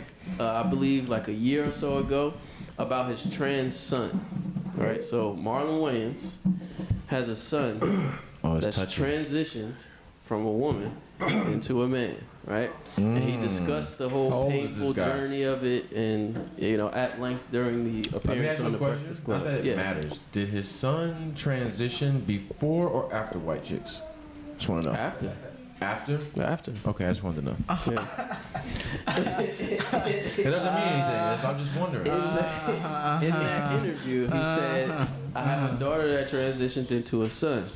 He said around the 14-minute mark of the interview. Oh. So this my is the thing. My daughter Amai is now Kai, and so I talk about the transition. Not this is where he fumbled. He said not her, their transition, but my transition as a parent, going from ignorance and denial to complete unconditional love and acceptance.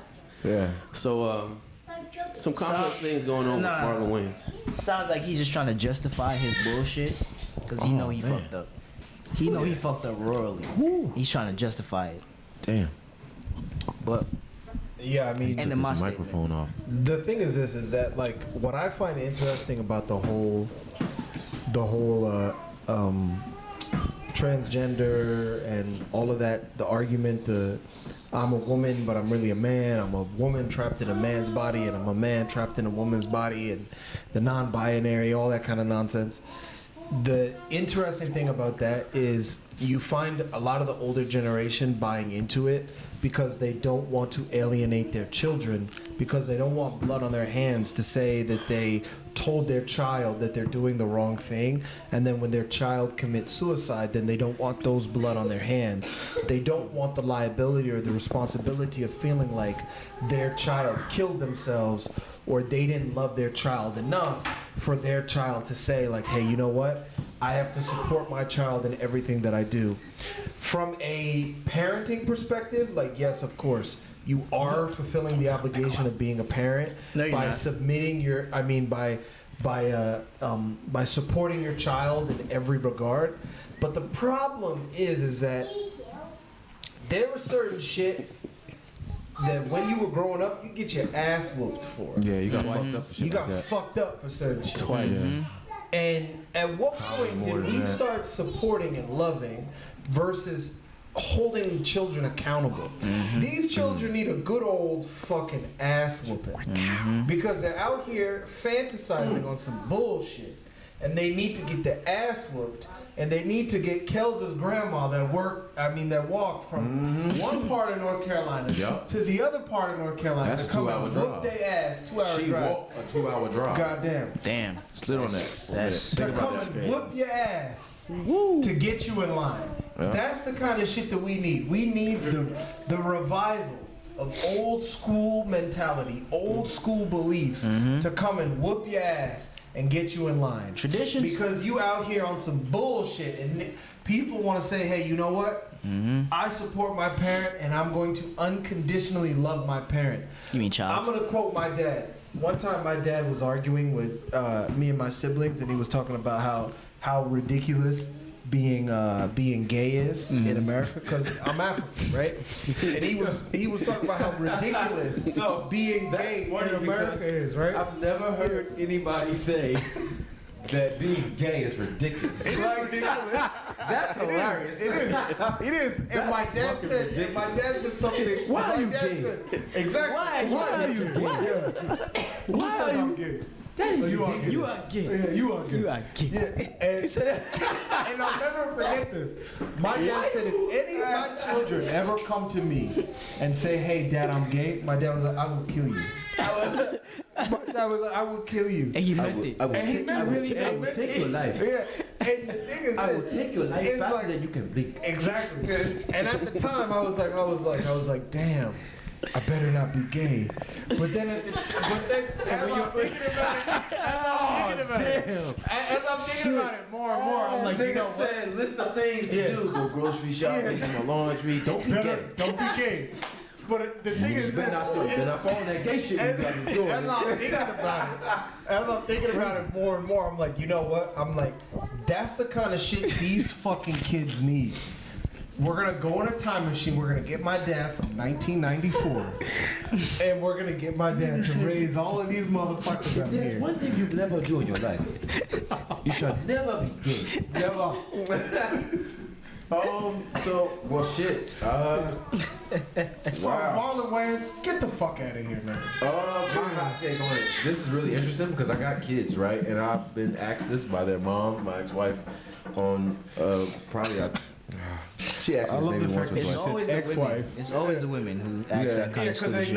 it ain't nothing but fucking women out here supporting niggas to be gay. I think. And then they out here like, I can't get no man. Bitch, because a dude that's You supposed to be creating the fucking you competition. is out here. You fucking creating the giving you- competition shit. Like how you do that? Yeah. It's weird. The nigga that's supposed to be Yo. fucking you is out here giving you the fucking Yo. makeover. This is crazy. All right, so I'm a dad, right? I often think about stuff like this. His trans son. So to make a point, right? We talking about Marlon Wayans saying something to Yeah, it was basically a Cat, clapback right? because Cat saying, was "Ah, like, yeah, you "Oh, want it's some sold bullshit," out." saying niggas wearing He dresses. got his feelings Exactly. hurt. Yeah. All right, so my own personal opinion is that men should wear men's clothing, right? Fully agreed. even when you are in a creative space. I think that when we are depicting women, we should use women to play those roles.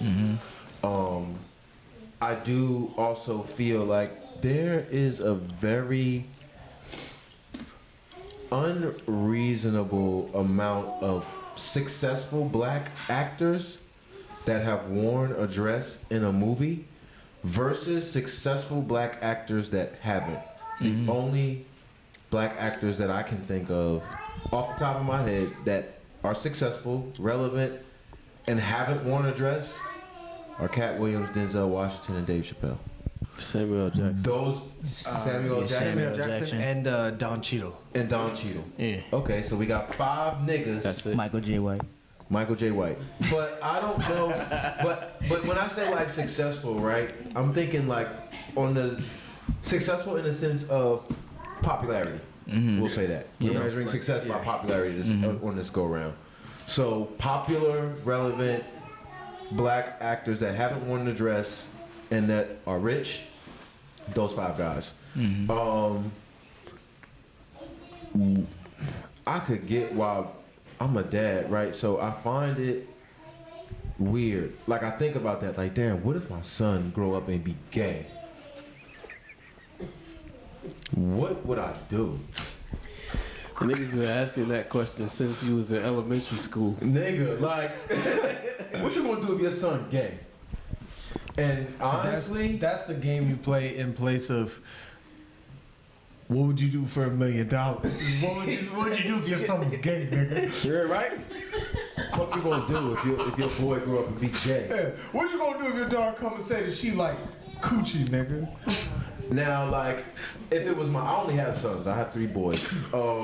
If it was my daughter, I think I would probably it would hurt a lot less, right? But it's my son.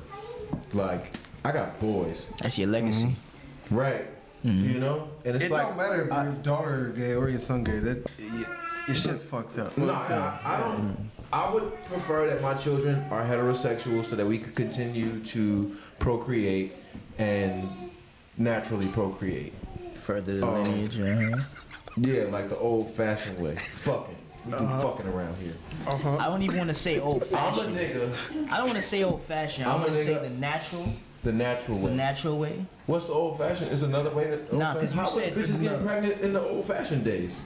They was fucking. It was fucking, yeah. They was fucking. Unless they had the turkey baster where you could like get the fan. That's some and then- snake and shit. Yeah, like A bitch with a turkey baster can't be trusted. Bitch, I don't even want you cooking no turkey in here. Anyway. Next topic. I'm a nigga. I say things that mean absolutely nothing so that the people around me can enjoy themselves while they're with me. That's it. Well, speaking of women that can't be trusted, Go. oh yeah, we California got off woman. topic. Oh, shit. murders boyfriend after smoking too much weed. Damn. The fuck? She What kind of smoked weed weed was and that? murdered him? I got you.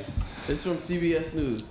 A California woman who fatally stabbed her boyfriend more than 100 times during what prosecutors called a cannabis-induced psychosis has been spared prison time.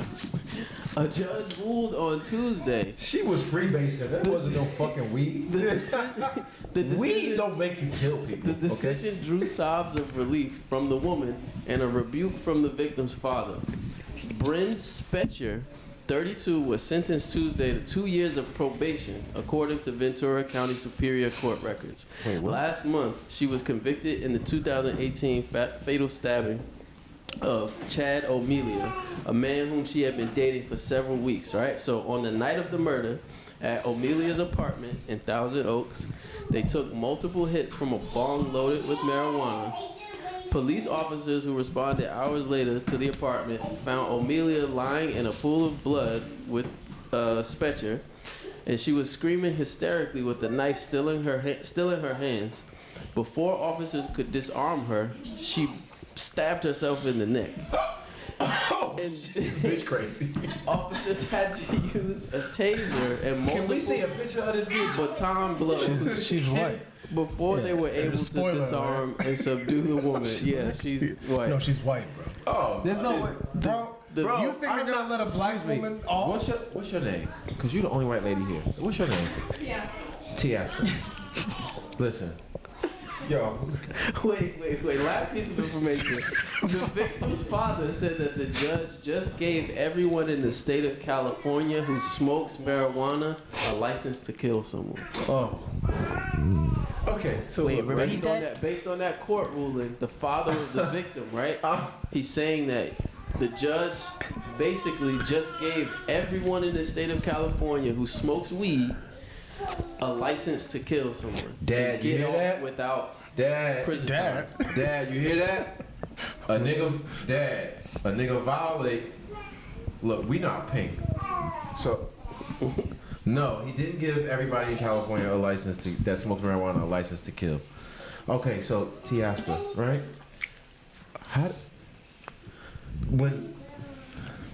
When you hear shit like this,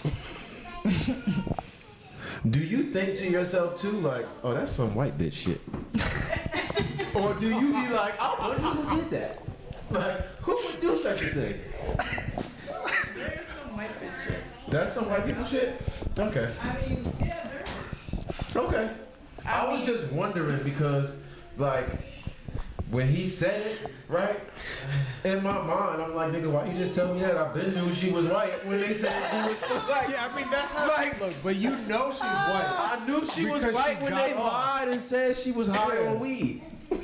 When they said she wasn't gonna be charged, you Yeah. know she's No, white. I knew Right. she was white when they said marijuana-induced psychosis. Like, we don't kill people off of marijuana. Like, There's no way you're that getting don't off. happen. If you're a nigga, there's no way you're getting off. No, if you're a nigga, Period. you're smoking weed, first of all, real weed, and no matter what anybody tries to do to piss you off, you don't care about that shit enough to kill. Not off marijuana, bro. I don't even argue with my mom, who is dead ass wrong right now, telling me some bullshit that she don't know nothing about. Like some technology shit. What's so hard about pulling it up on the phone? Ma, it don't work like that. If I'm high, I'ma just be like, look, Ma, I can't help you. I'm sorry. You know? Like, Did you guys see that video online of that white lady who was naked at the Jamaican airport? she was naked Yeah. in a Freaking Jamaican out. airport. Yeah, I just posted. I just Yeah. posted that one. You just posted Yeah, that? just She posted like that one. went mental at a Jamaican airport, and, Yeah. and everyone was afraid to touch her I would have been too. because it was like, You get She's home for white. that She's shit. white. yeah, You don't and wanna she touch was her. flipping Bring your ass out, up she for was that. In going Jamaica? crazy, she was Like, yelling. we ain't trying to get Yeah, involved and they in were that. like afraid to like touch her. They were like, I really And she want to have that Ameri- and she conversation. I'm not American? gonna lie. Yeah, I don't think that. I think that's bullshit. Can we I get think that backstory on the white lady walking around? Full crotch out and everything. I Full want crotch to out just say everything. this, right? It's weird. I think that they should drug test her and make sure that she wasn't laced with anything. For all my weed smokers out there, be careful who you buy marijuana from. Everybody don't care about weed the way that real weed smokers and connoisseurs care about weed. People sell other drugs, they bag up other drugs, it gets under their fingernails. You just got to be careful. They're putting fentanyl on everything, and that shit is dangerous. So to the white lady that killed that guy, she got probation, bro. She killed a Probation. nigga, and they gave her 2 years on papers. I mean, they. That's what I'm saying is. And then she stabbed herself in the neck. They were supposed to give her 2 years in a padded room. I would do the same thing though. More than that. Like if the police show up, I'd be like, oh, and then stab myself because then at least there's a case you could make for being crazy. But if you don't stab yourself in the neck and start screaming hysterically at the top But of your they didn't lungs, handle that situation appropriately. Nigga, they're gonna shoot you. Shame on the California prosecutor's office because she was at least supposed to be confined to a mental health facility for her performance. I think they did. You said performance. No, they should. No. That's ridiculous. That's ridiculous, like being gay to your dad.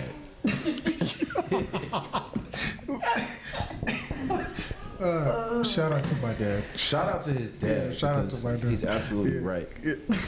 Being gay is ridiculous. Especially if you're a man, because like I get it. Like everybody loves pussy. So it's like, especially if you've been gay like your whole life. Like, nigga, get out there and try some coochie first before you start letting niggas run through your back door.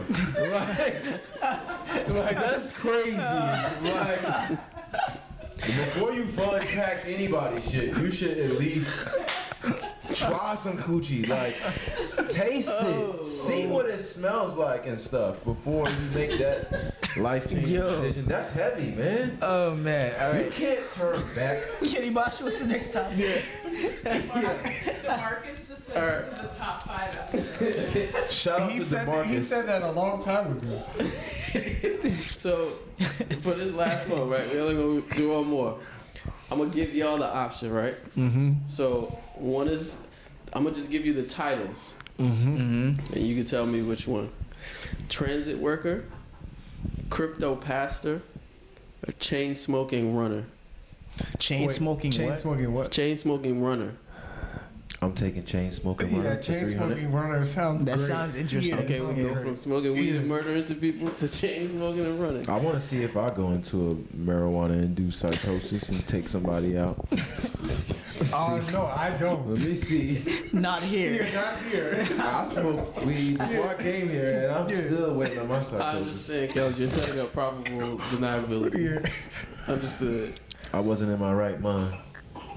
All right. So, Chinese marathon runner is disqualified for chain smoking during race. A top Chinese marathon runner has been disqualified from a recent event for smoking cigarette after cigarette as he ran the race. I thought you were asking us which one we'd rather be. Oh, no. He's asking which one do we want to hear about? I want to know what the transit worker did. Okay, bet. Because that's a better contrast. Yeah, that's Jersey, ain't it? It's a better contrast to the last story. Okay? Is that Jersey? No. Oh, He damn it. worked in Jersey, but he doesn't have a job. Okay. So take the context, Sounds right? like New York. Autistic man arrested for more than 30 times for impersonating a transit worker. Love that right? nigga. So this is just I got this from change.org, right? Because there's a petition out right now for him to be freed. Just give him the job. Hold on, Kellz. Hold on. Darius. Okay, this is weird the America. this is the write-up from change.org for his petition to be freed. Darius McCullum is a 58-year-old black man with autism. As a little boy, he was obsessed with trains, and he would hide in New York City's subway system. Transit employees gave him keys and taught him how to operate trains. Starting when he was 9 years old. Eventually, Darius began taking over shifts for employees and would take subway trains on scheduled routes. At 15, he was arrested for operating a subway for an employee who had Darius cover their shift. Darius never told anyone how he knew how to operate trains because he didn't want to betray his friends who were having a He ain't child. no fucking rat. Who were Nigga, having a child themselves with autism. They needed him to take over their shifts. Wow. The NYC, that arrest on his record made it impossible for him to do the only thing that he loves to do, work for the NYC transit system. But he continued to operate trains and buses for his transit employee friends who took advantage of his disability. He continued to get arrested, spending years in abusive prisons that were not equipped to handle him. He never hurt anyone, never damaged any property. He usually took the vehicles on scheduled trips in place of employees and always returned the vehicles due to his encyclopedic knowledge of the transit system. 2 years ago, a judge ruled that Darius is dangerously mentally ill, and he is now locked away indefinitely at a state asylum for the criminally insane with the most violent and unstable inmates. Darius is not, never has been, and never will be dangerous, nor is he mentally ill. He has a disability. We demand NYS Attorney General Letitia James realize Darius is not dangerous and stop keeping him locked up with violent inmates. Wow. Can I go? Go All right, on, so yeah. fuck the police. Number one. That's off top. We gonna get that out the way. Fuck the police. Darius is his name? Darius McCullum. Shout out to Darius because you're a genius. You don't have a disability. You have a superpower. And for all of the people in the world who don't understand that, suck my man's meat. You heard? Now, to arrest this man and put him in a facility with the most violent, mentally disabled criminals that exist is preposterous. That's like what your dad feels about gay. Unclassified. Ridiculous. Yeah, that's right. That shit is gay. Yeah, that's weird, bro. That's weird. America has an uncanny ability to be disproportionately unfair to black people regardless of their mental capacity, and that's insane. Fuck the judge, too. Suck my dick, nigga. All right, so before we go, I got a proverb. I just want to hear you guys take on it real quick. Okay. This is the proverb. When two elephants are fighting, it is the grass that suffers. Love that proverb. So what's your take on it? You just said you love it, but I don't have a take on it. You I love that proverb? I love that proverb, bro. I think that they just made the grass easier to eat for the other animals. Stomped it down. Everything works in community. Everything works in unison. That's a good perspective. I like But to just be my positive. understanding of that proverb is just that, like, you have to be very wary of what you're doing at all times, because you can have a dispute between, like, I like to put it in terms of like a family, right? Mm-hmm. Like the man and the wife. You guys can have like your disputes, you can have your disagreements, but you never know how that's really going to affect the children, which is the small things, which is like the grass. That's heavy. So I like that. that's why I like that proverb, because when I first heard it, that's what I thought about. Like, cause I have a son, so I was like, me and his mom were always, on good terms. So sometimes I'd see like where our disputes would actually affect him, and I heard that proverb, and I was like, damn, No, it's that's not heavy. a good environment. That's heavy. Some gotta change. What about you, my boy? What you think? one more time. Say the proverb. When two elephants are fighting, it is the grass that suffers. I mean, I think that if we're really gonna talk about it, then I mean, ultimately, like, there's no way you can remove yourself from anything else, because even the grass in and of itself is an aspect of the earth. So if you see two elephants fighting, then I mean, at the end of the day, regardless of what the outcome of those two My boy. elephants, You the only one huffing and puffing? There- This motherfucker. regardless of the outcome of the two elephants fighting, then something always loses.